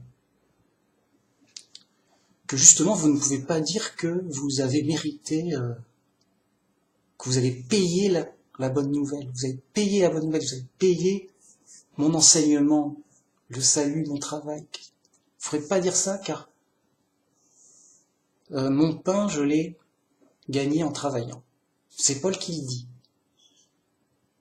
Donc, imitez Paul. Vraiment, c'est Paul qui dit, imitez-moi tout comme moi j'imite le Christ. Donc, imitez le Christ, imitez Paul, imitez les apôtres. Pareil. Non. Les mecs, ils imitent le monde et ils gagnent bien leur vie, ou même quand bien même ils gagneraient 1 euro. J'ai dit, ben, pourquoi on donne 1 euro? Comme ça pour dire merci. Pour dire merci, je sais pas, ça n'a pas de sens. Non, c'est mieux, c'est plus propre. Tu fais ça gratuitement, tu fais ça bénévolement. C'est gratuit, c'est bénévole, c'est... Voilà. C'est plus chrétien, c'est plus propre, je sais pas. Donc, les faux prophètes qui profitent, qui gagnent, qui mentent, qui font des erreurs, qui pour le prestige. Généralement, ils travaillent plutôt pour le prestige. Regardez, pour la scène, c'est un parc d'attractions, ils font un métier de scène. Ils disent voilà, j'anime une scène, je suis connu, je suis reconnu, ça flatte l'orgueil et tout. Et tant qu'à faire, si je peux gagner de l'argent, ma vie avec, yo, en mode yo. Mais je me dévoue toute ma vie pour le Christ et tout. Alors, ça t'a rapporté combien? Un paquet. Un petit paquet, mais pas juste pour les frais de restaurant. Ah ouais, ok. Qu'importe. Non, même, qu'importe, le plus grave, ce n'est même pas là. C'est au moins, si les yeux, tu les payes, mais ils disent la vérité. Et écoutez, c'est du boulot. Mais au moins, c'est la vérité. Ouais, déjà, c'est moins bien. D'accord, mais c'est écrit... Ouais, déjà, il applique mal. Mais au moins, il dit pas des erreurs, quoi. Parce qu'il y en a qui font il y en a qui font ça vraiment bénévolement, mais qui juste, ils répètent les bêtises du pape ou des autres. Ouais, je dis, bon, ça sert à... laisse le pape, c'est son boulot, t'as pas... Qu'importe. Oui, donc le plus grave, c'est les erreurs de doctrine. Et là, il y a tout. C'est sérieux. Il y a autant d'erreurs dans le christianisme qu'il y a de fantaisie et d'imagination. Les gens, ils y vont chacun de leur théorie, chacun de leur fantaisie. Alors bon, après ça se regroupe en grands mouvements. On va pas... Hein. Donc il y a des gros types d'erreurs récurrentes. La Trinité, par exemple. Ça, c'est la grosse erreur grave, la plus grosse, la plus regroupée, qui fédère le plus de fous. Bien. Puis après, t'as plein de petites erreurs ici, là. En veux-tu, en voilà. Chaque église a sa fantaisie. Oui, nous, c'est ça, c'est comme ça. Ok, donc voilà, c'est la foire fouille des fous qui font des erreurs. Donc, toi, si t'as envie de te tromper, juste c'est bon, vas-y tranquillou, écoute, si t'as pas d'idée, les autres ont des idées. Si t'as pas, j'ai pas d'idée d'erreur, les autres ont des idées, ils vont t'en dire, il n'y a pas de problème. Mais si tu veux la vérité vraie, simple et vraie de la Bible, l'évangile, il est simple. Sérieux. Regardez, ça c'est une bouteille d'eau transparente. C'est simple, c'est transparent. Bah voilà, la Bible c'est aussi simple que de l'eau transparente. Tu dis voilà, il n'y a pas d'embrouille, il n'y a pas de... C'est simple, c'est transparent, quoi. Alors, eh ben dans ce cas-là, tu dois bien connaître ton évangile de toi-même en lisant les... Les autres peuvent te dire oui, des conseils pour t'aider, pour te motiver. Mais après, à un moment, soit je suis pas un chrétien sérieux, soit je suis un chrétien sérieux, je vérifie, je lis mon évangile, j'écoute, mon professeur, c'est Jésus et les apôtres. Parce que Jésus, c'est le professeur des apôtres. Les apôtres sont les mieux placés pour nous expliquer des choses supplémentaires. Mon professeur, c'est Jésus. Il a parlé ou pas? Il n'a pas parlé? Il a parlé. Bon, il a parlé. Il a parlé. Jésus a parlé. Bon, écoute. Voilà. Et les apôtres aussi, ils ont parlé. Donc, ils ont parlé, ils m'enseignent. Voilà. Mon professeur m'a parlé. Bien. Si t'es pas un chrétien sérieux, genre un chrétien, je viens d'arriver, si t'es un chrétien débutant, t'es excusable, tu viens d'arriver, tu sais pas trop, oui, peut-être, tu viens d'arriver, t'as besoin, voilà, d'être accompagné, c'est bien. T'es tout neuf, t'es un débutant, ok. Mais quand t'es plus débutant que t'es plus genre, voilà, bon, tu t'estimes être un vrai chrétien averti, qui connaît sa religion. Un vrai chrétien, sérieux, qui connaît, voilà. Pas un débutant qui timide. Bon, alors, là, t'as pas d'excuses. Si tu fais à faire le zouave dans une église de zouave, c'est insultant. Moi, tu peux pas trouver un vrai chrétien dans une messe catholique. Là. Oui, je viens en sous-marin, machin, pour chanter, ouais, je m'ennuyais. Ah, d'accord, mais là, tu t'ennuyais, et tu viens dans Babylone la Grande, pour animer, voilà, mais c'est comme si tu approuvais. Tu fais du nombre dans Babylone la Grande. Les autres qui te voient, ils disent, voilà, lui, il est ok, il a l'air de s'y connaître, c'est que c'est bon. Au lieu de dénoncer au double. Mais le mec, il suit pas la Bible, c'est pas un vrai chrétien. Le vrai chrétien, il dénonce au double Babylone la Grande, c'est Dieu qui le demande. Dieu, il parle dans Apocalypse. Sortez de là, mon peuple. Dénoncez au double. Autant elle s'est glorifiée, autant donnez-lui le deuil. C'est Dieu qui parle. T'écoutes Dieu ou t'écoutes pas Dieu. Dieu il te dit, sors de là, c'est dégueulasse. C'est dégueulasse. Alors, la déco, tout ça, mais t'es pas si tu veux aller dans un parc d'attractions, va au parc Astérix, au parc à Disneyland. Là, c'est propre. Là, Mickey Mouse, c'est pas un dieu. Alors que si tu vas dans une église catholique, là, t'as un faux dieu. 3 en 1. C'est de l'idolâtrie. Tu vois? C'est affreux. Bon.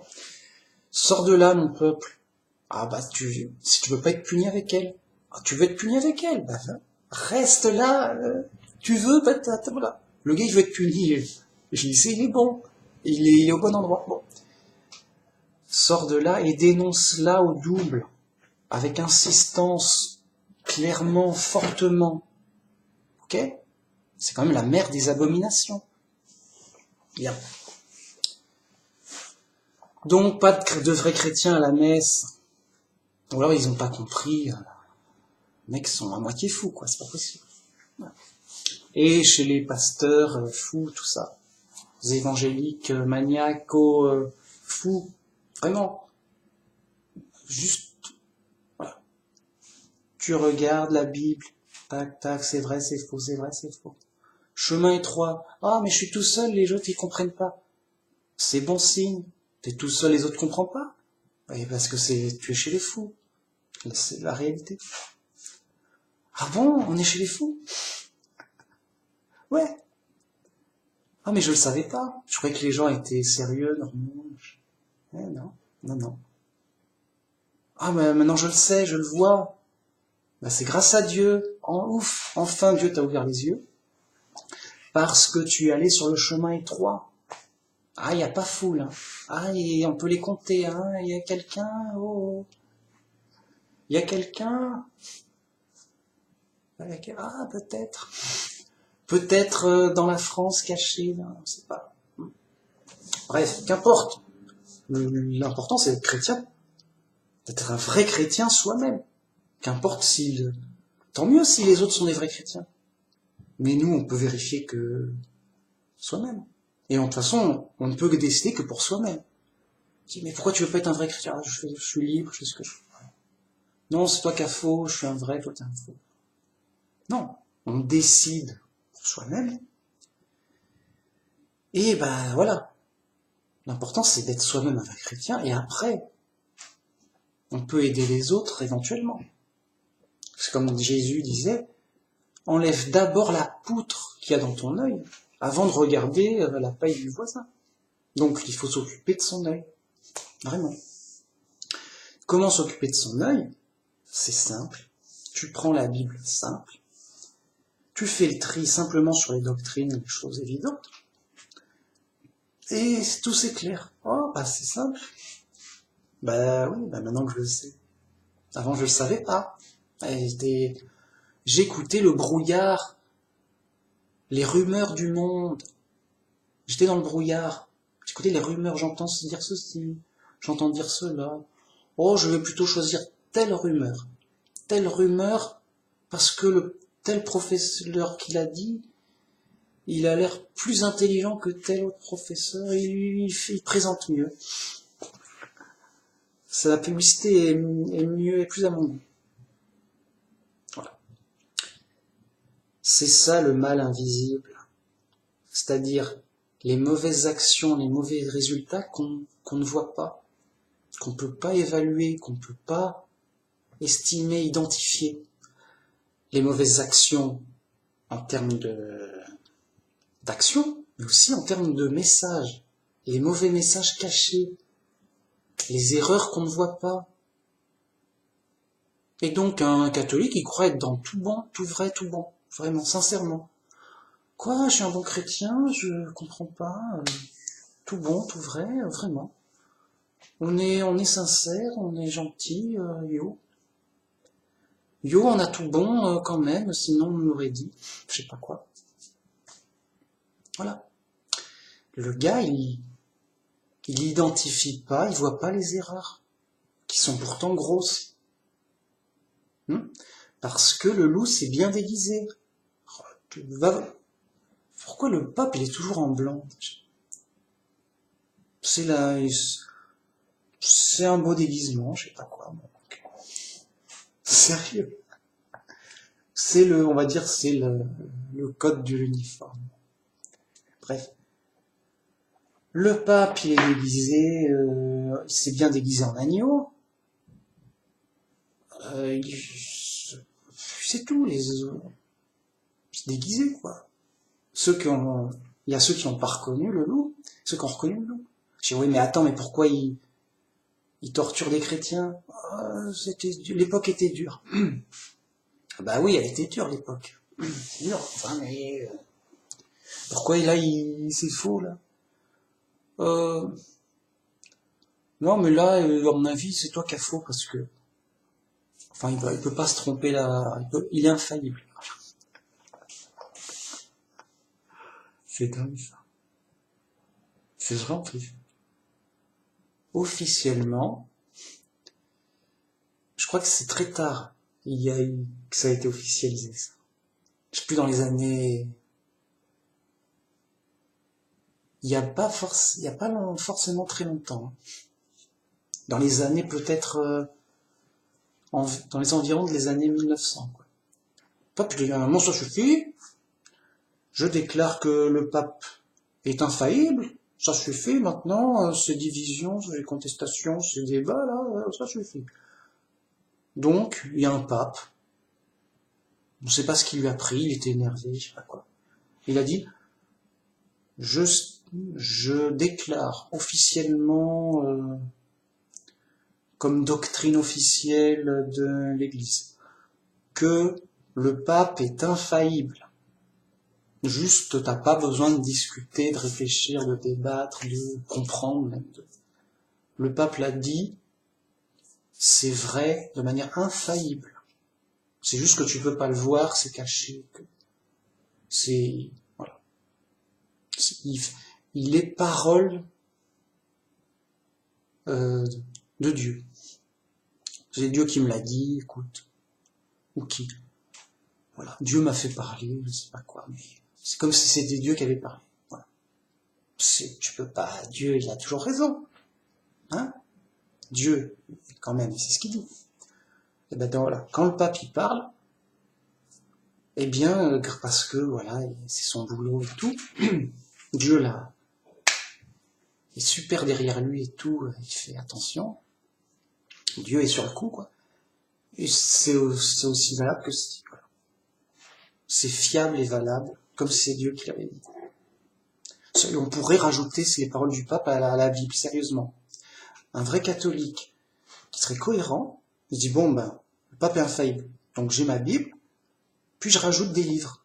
Après l'Apocalypse, je vais rajouter ce qu'a dit tel premier pape, tel deuxième pape, jusqu'à 260, 280, je sais plus combien de papes.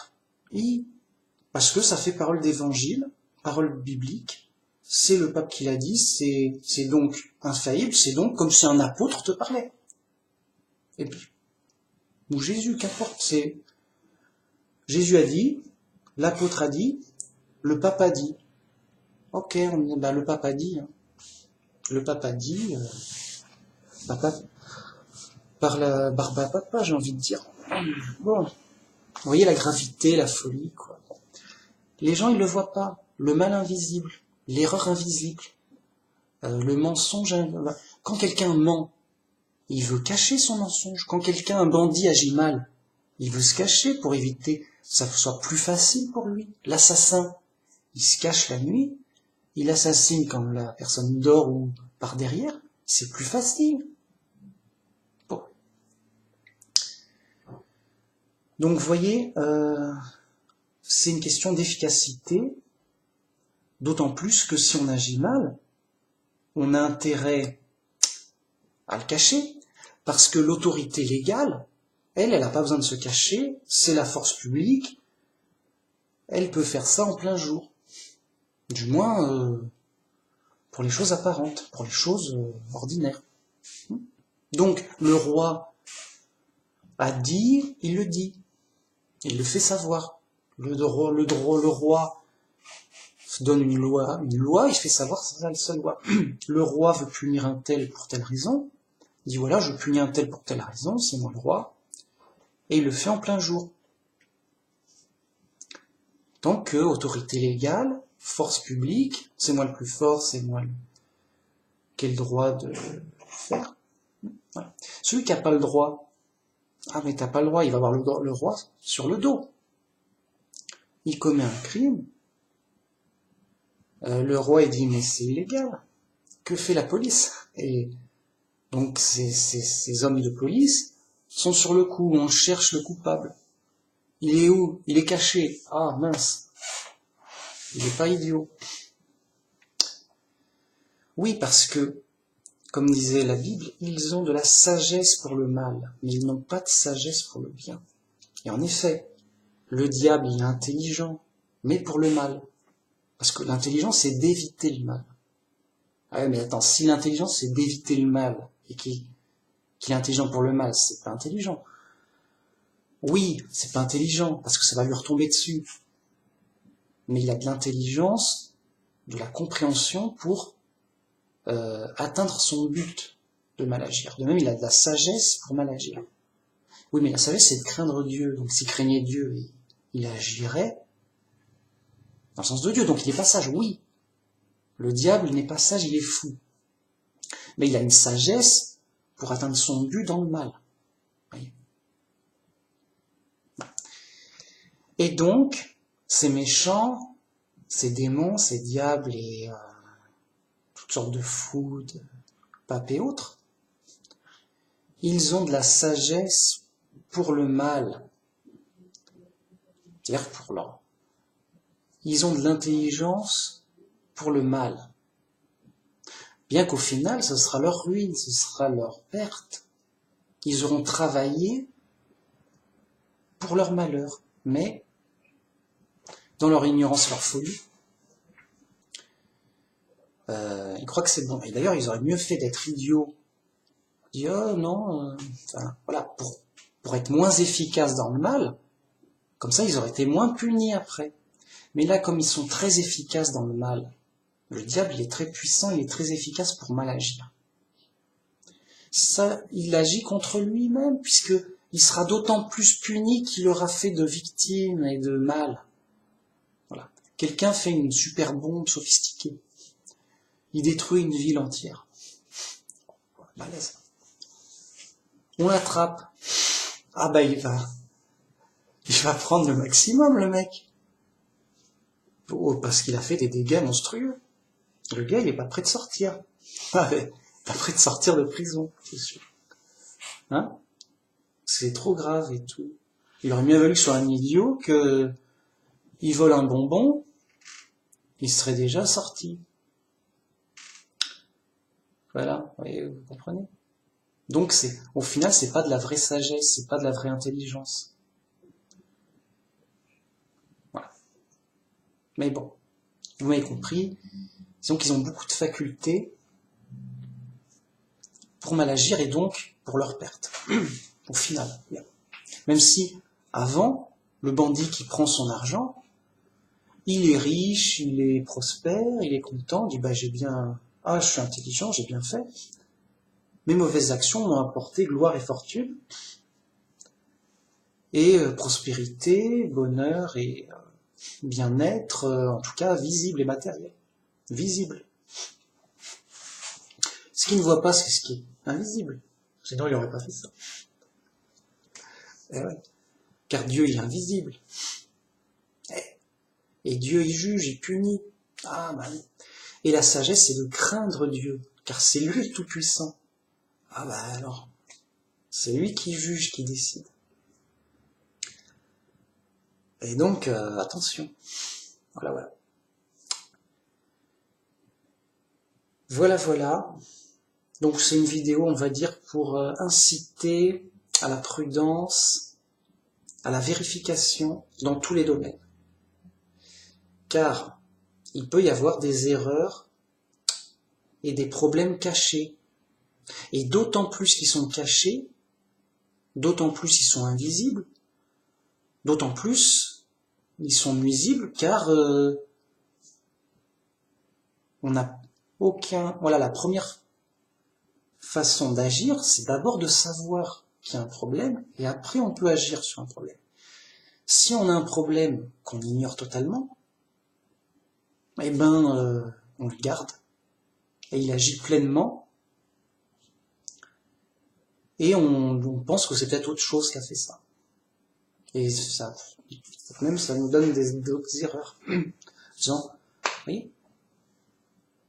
voilà, j'ai un problème, ça me fait du mal, et donc j'accuse, je crois que c'est lui, mais j'accuse un faux coupable, et donc je peux faire du tort à quelqu'un d'autre, c'est toi, faux coupable, enfin le coupable, et je rajoute du tort, rajoute des problèmes, en faisant d'autres fausses identifications. Ce qui ne change rien au problème, et ce qui en rajoute, donc, non, c'est grave. Première chose, identifier le problème. Si le problème reste invisible, voilà, il n'y a pas d'action dessus. Ou alors par hasard, j'ai changé, j'ai déménagé et ça va mieux. Ah bon, pourquoi? Je sais pas. Par chance, en effet, peut-être qu'il a. Mais voyez, ça dépend vraiment pas de lui. Ça se trouve, il va déménager pour un endroit pire. Ah, et je vais encore plus mal. Parce que t'as pas identifié le problème. Et donc c'est au bonheur, c'est au petit bonheur la chance. Et donc t'es dans le chaos. Parce que tout ce qui est soumis à la chance et au hasard, c'est le chaos. Et ça, c'est la voie des fous. Tu vas pas compter sur la chance pour te sauver. Hein.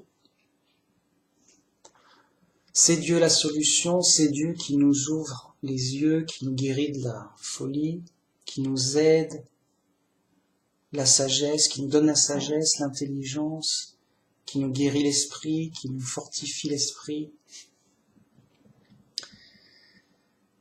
Et d'ailleurs,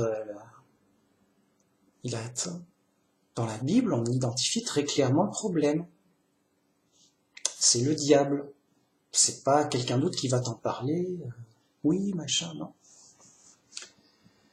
Qu'est-ce qu'elle nous dit, la Bible? Il y a un moment où Jésus fait une parabole. Un bon champ avec des bonnes semences. Mais un ennemi plante des mauvaises semences, de la mauvaise herbe, et ça pousse, et donc tu as un mélange de mauvais et de bon. Alors les serviteurs du maître disent, mais t'es nul, enfin, pas dire ça comme ça, c'est le maître. Ils vont dire, on comprend pas, monsieur, vous êtes un bon maître, vous savez votre travail, normalement. Alors pourquoi votre champ il est dégueulasse? Vous n'avez pas fait ce qu'il fallait? Hein, ils commencent à douter de leur maître. Ou en tout cas, ils font mine de l'interroger. Oh, on comprend pas, maître. Pourquoi le champ, ton champ, toi qui es un bon maître, qui connais le métier, pourquoi il est à moitié de mauvaise herbe, à moitié de bonne? Pourquoi c'est dégueulasse? Pourquoi c'est à moitié bon, à moitié mauvais? Comprends pas, il y a un problème. Et là, le maître, il donne la réponse, il donne la solution. Il dit, c'est un ennemi qui a fait cela. En cachette. Ah bah oui, parce que les ouvriers, ses serviteurs, ils ont pas vu, ils savaient pas. Mais le maître, il sait, puisque c'est lui qui sait ce qu'il a planté. Il a planté du blé. Ça pousse des orties. Qu'est-ce qui se passe? Je plante du blé sur de la terre bien labourée, il n'y a rien d'autre. Il y a du blé et des orties. Donc je comprends pour le blé, mais je comprends pas pour les orties. Donc la logique m'impose, des semences d'orties ont dû arriver et germer. Mais c'est pas possible, j'ai tout bien vérifié. Donc c'est que, forcément, quelque chose ou quelqu'un a rajouté ça. D'une façon ou d'une autre. Je veux pas le savoir. Et donc le maître dit, c'est un ennemi qui a fait ça. Parce qu'il a de l'expérience, il dit non, mais même s'il y a du vent, ça c'est jamais arrivé, quoi. Non, c'est pas grave. C'est pas le hasard, c'est pas un coup de malchance, c'est pas le vent, non. Alors on peut évoquer la piste extraterrestre, mais ce serait un ennemi. Oui, mais il a pas fait exprès, oui. Qu'importe. C'est un ennemi qui a fait cela. Ah bah oui, dans ce cas-là, on comprend tout. On croyait que le maître il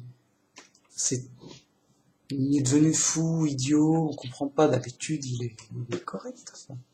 D'habitude il est fort, on comprend pas. On comprend pas, t'as foiré, qu'est-ce qui se passe? Non, t'es pourtant un maître capable. T'as foiré, qu'est-ce qui se passe? On comprend pas.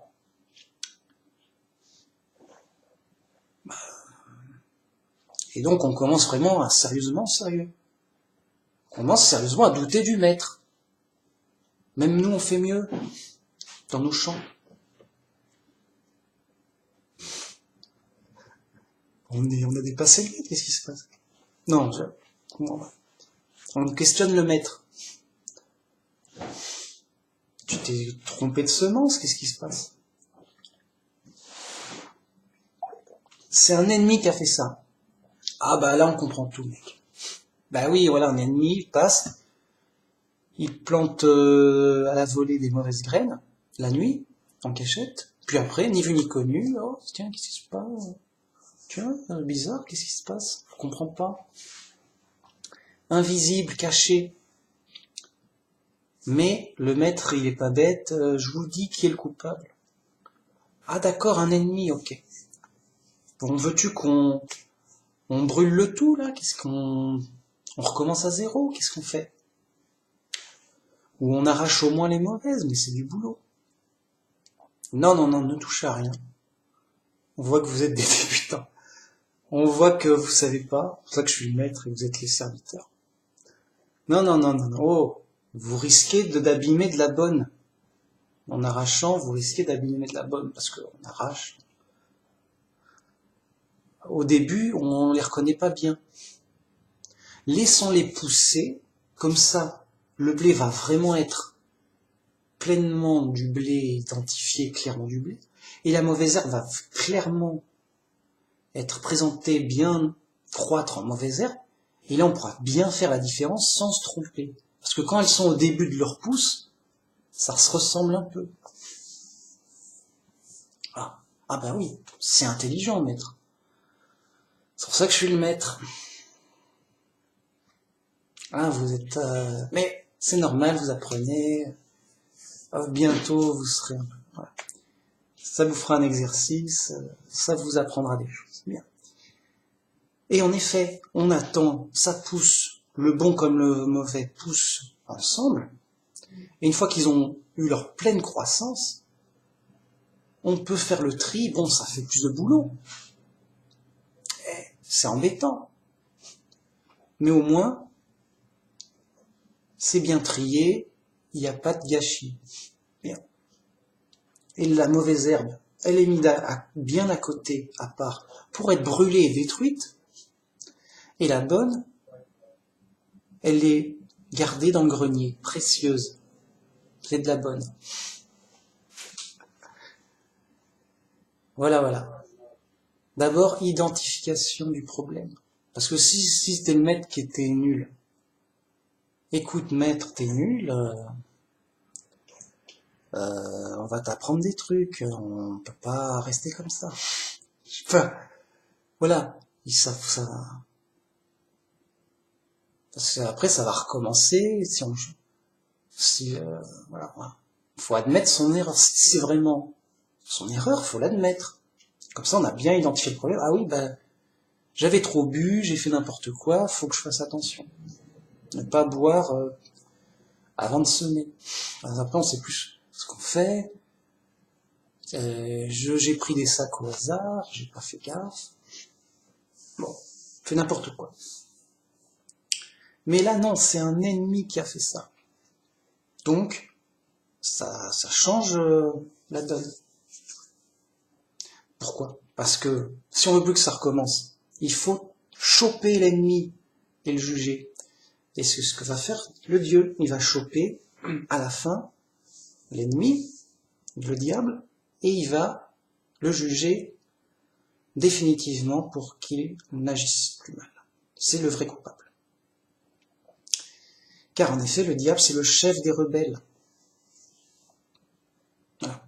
Donc il sera jugé avec les rebelles plus sévèrement qu'il est le chef. C'est tout. Hein.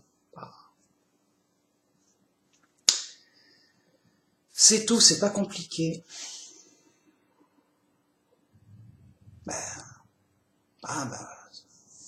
C'est bien simple, c'est bien clair.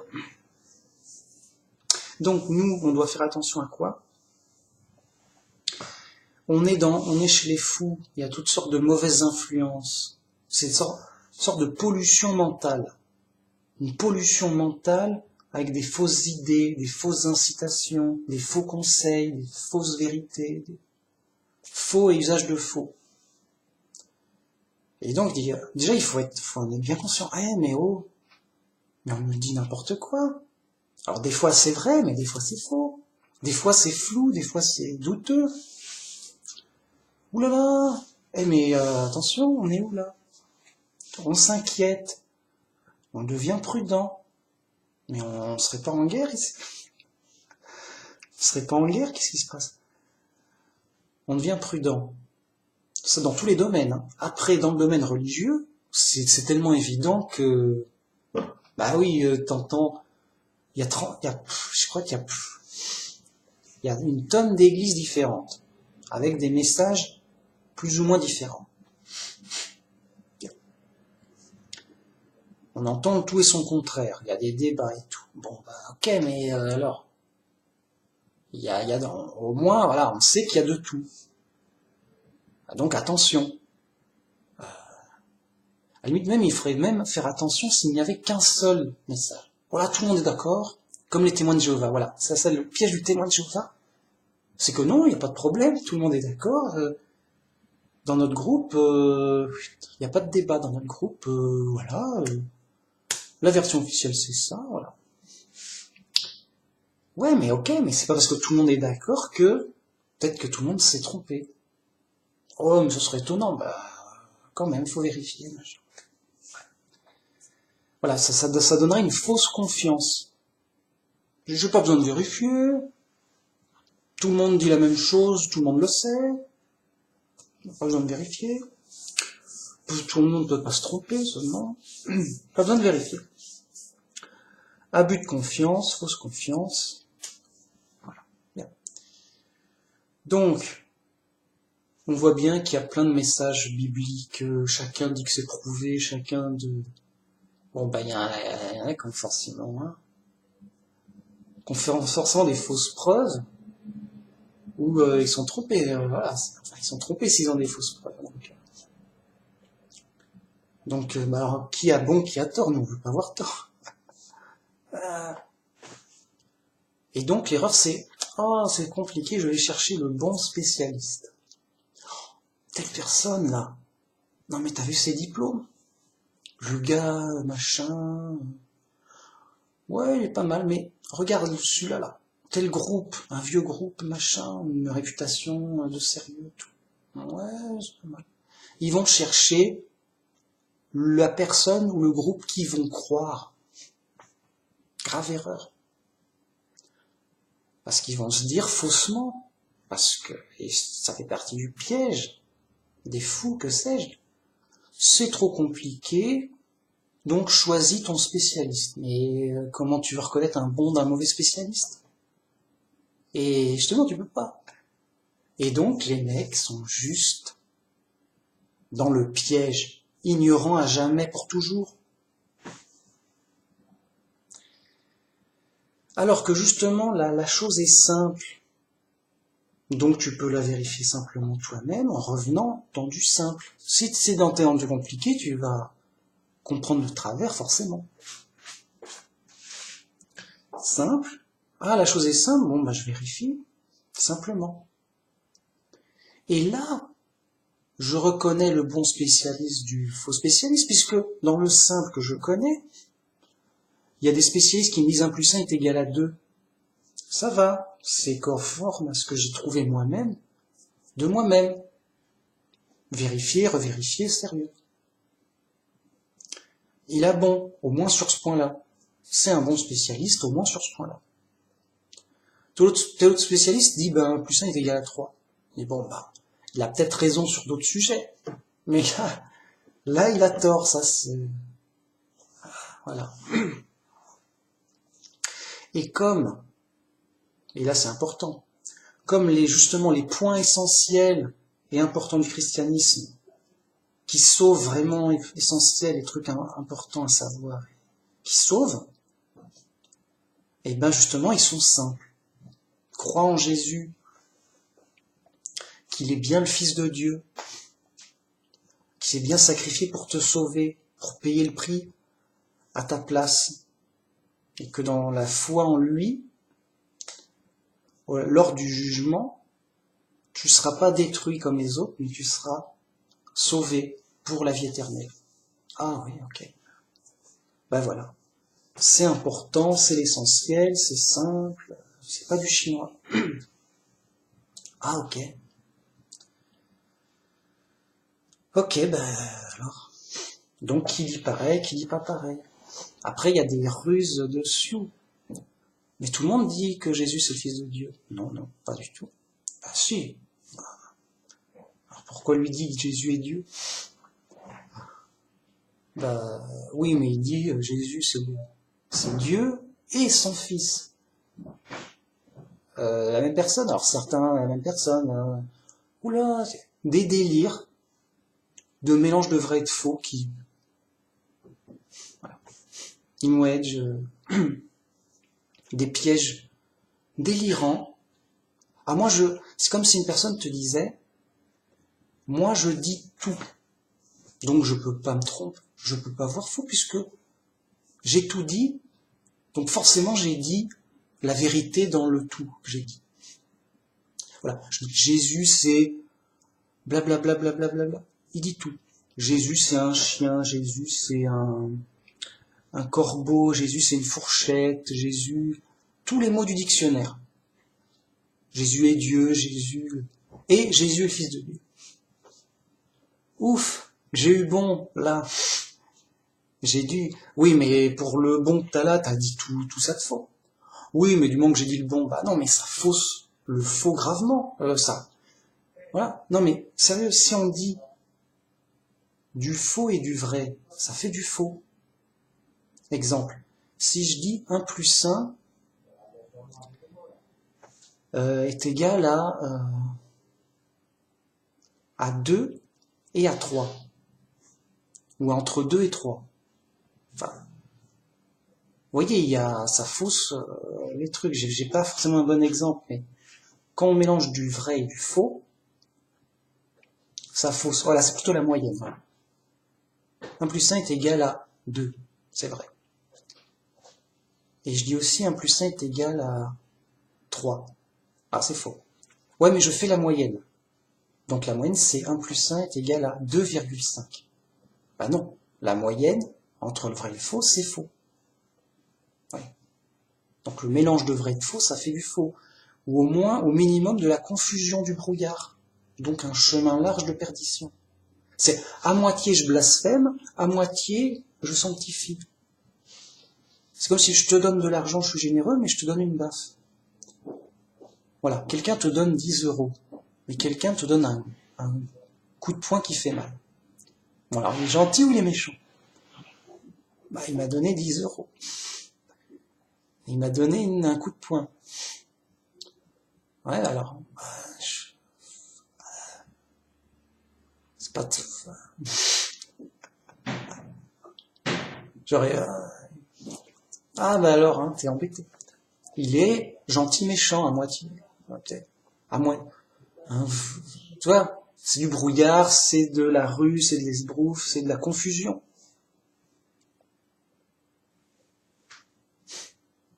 Eh oui, c'est...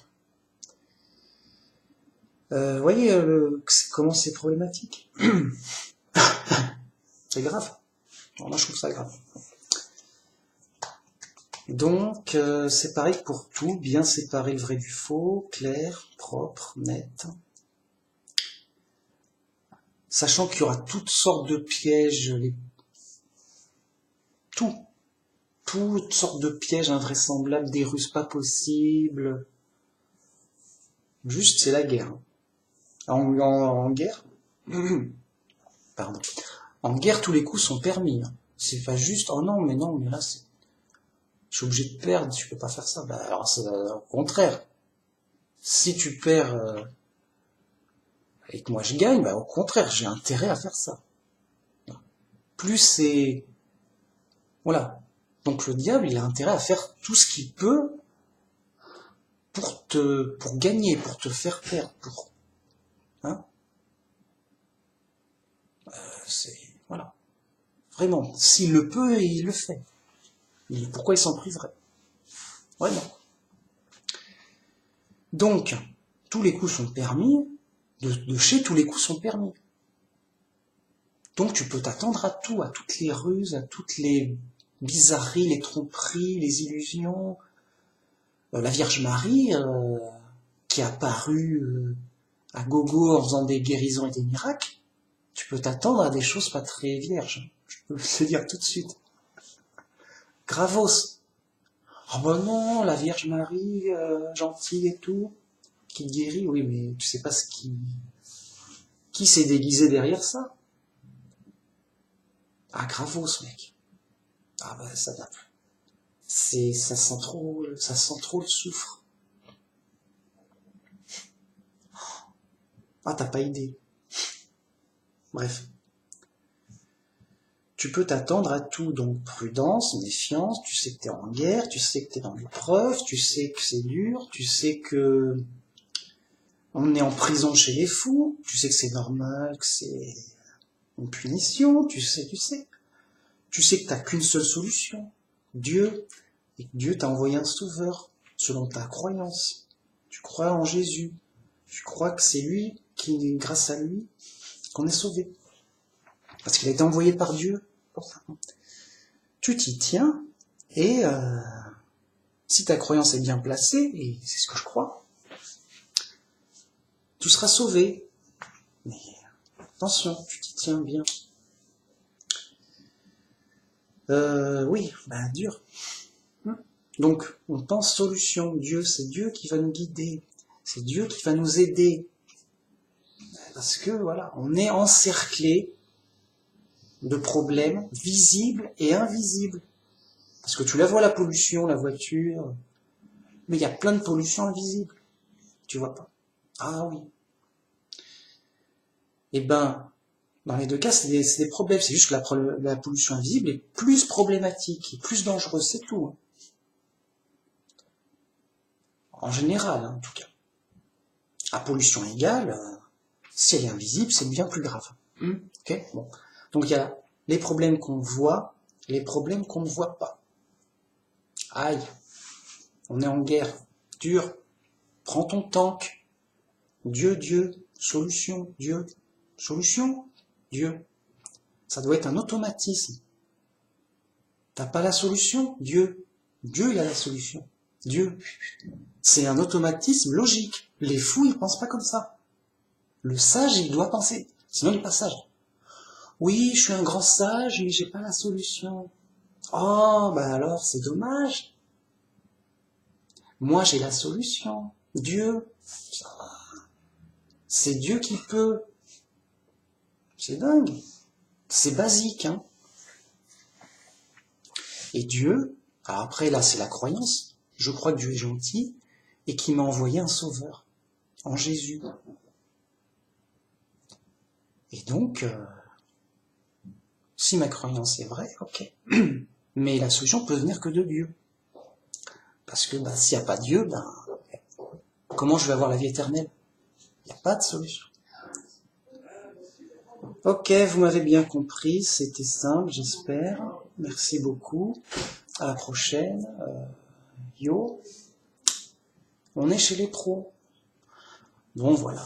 Je vais pas en rajouter une tonne. Je fais déjà des grosses vidéos. 2 heures parce que voilà, j'ai plus envie de parler que d'habitude, tout ça, quoi. En général, ce que j'ai à dire, je peux le faire en 1 heure, en prenant mon temps, quoi. Mais là, parler, j'ai envie de parler, j'ai parlé, pour 2 heures. Après 2 heures, la voix et tout, ça va, ça m'a calmé. Donc merci beaucoup, à une prochaine fois. Écoutez, si j'ai un sujet intéressant,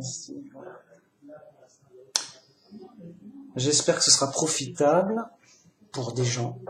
En tout cas, pour moi, ça me permet de bien réviser mes bases et d'en prendre conscience, de creuser. C'est pour ça que je prends mon temps, je creuse.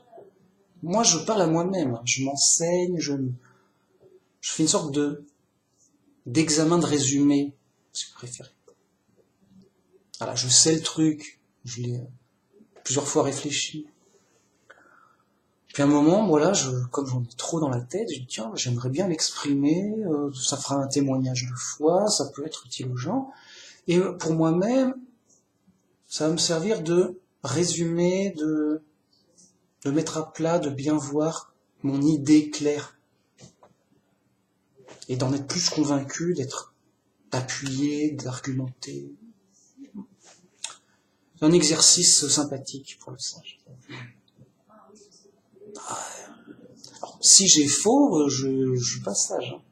Si c'est faux, ok. Et si c'est vrai, c'est Dieu qui jugera, hein. C'est Dieu qui sait. Mais bon, comme c'est simple et évident, écoutez, faut être sérieux les mecs, hein, on est chez les pros quand même. Bien, merci beaucoup, à la prochaine. Non, je peux plus m'arrêter aussi. Allez, au revoir, salut.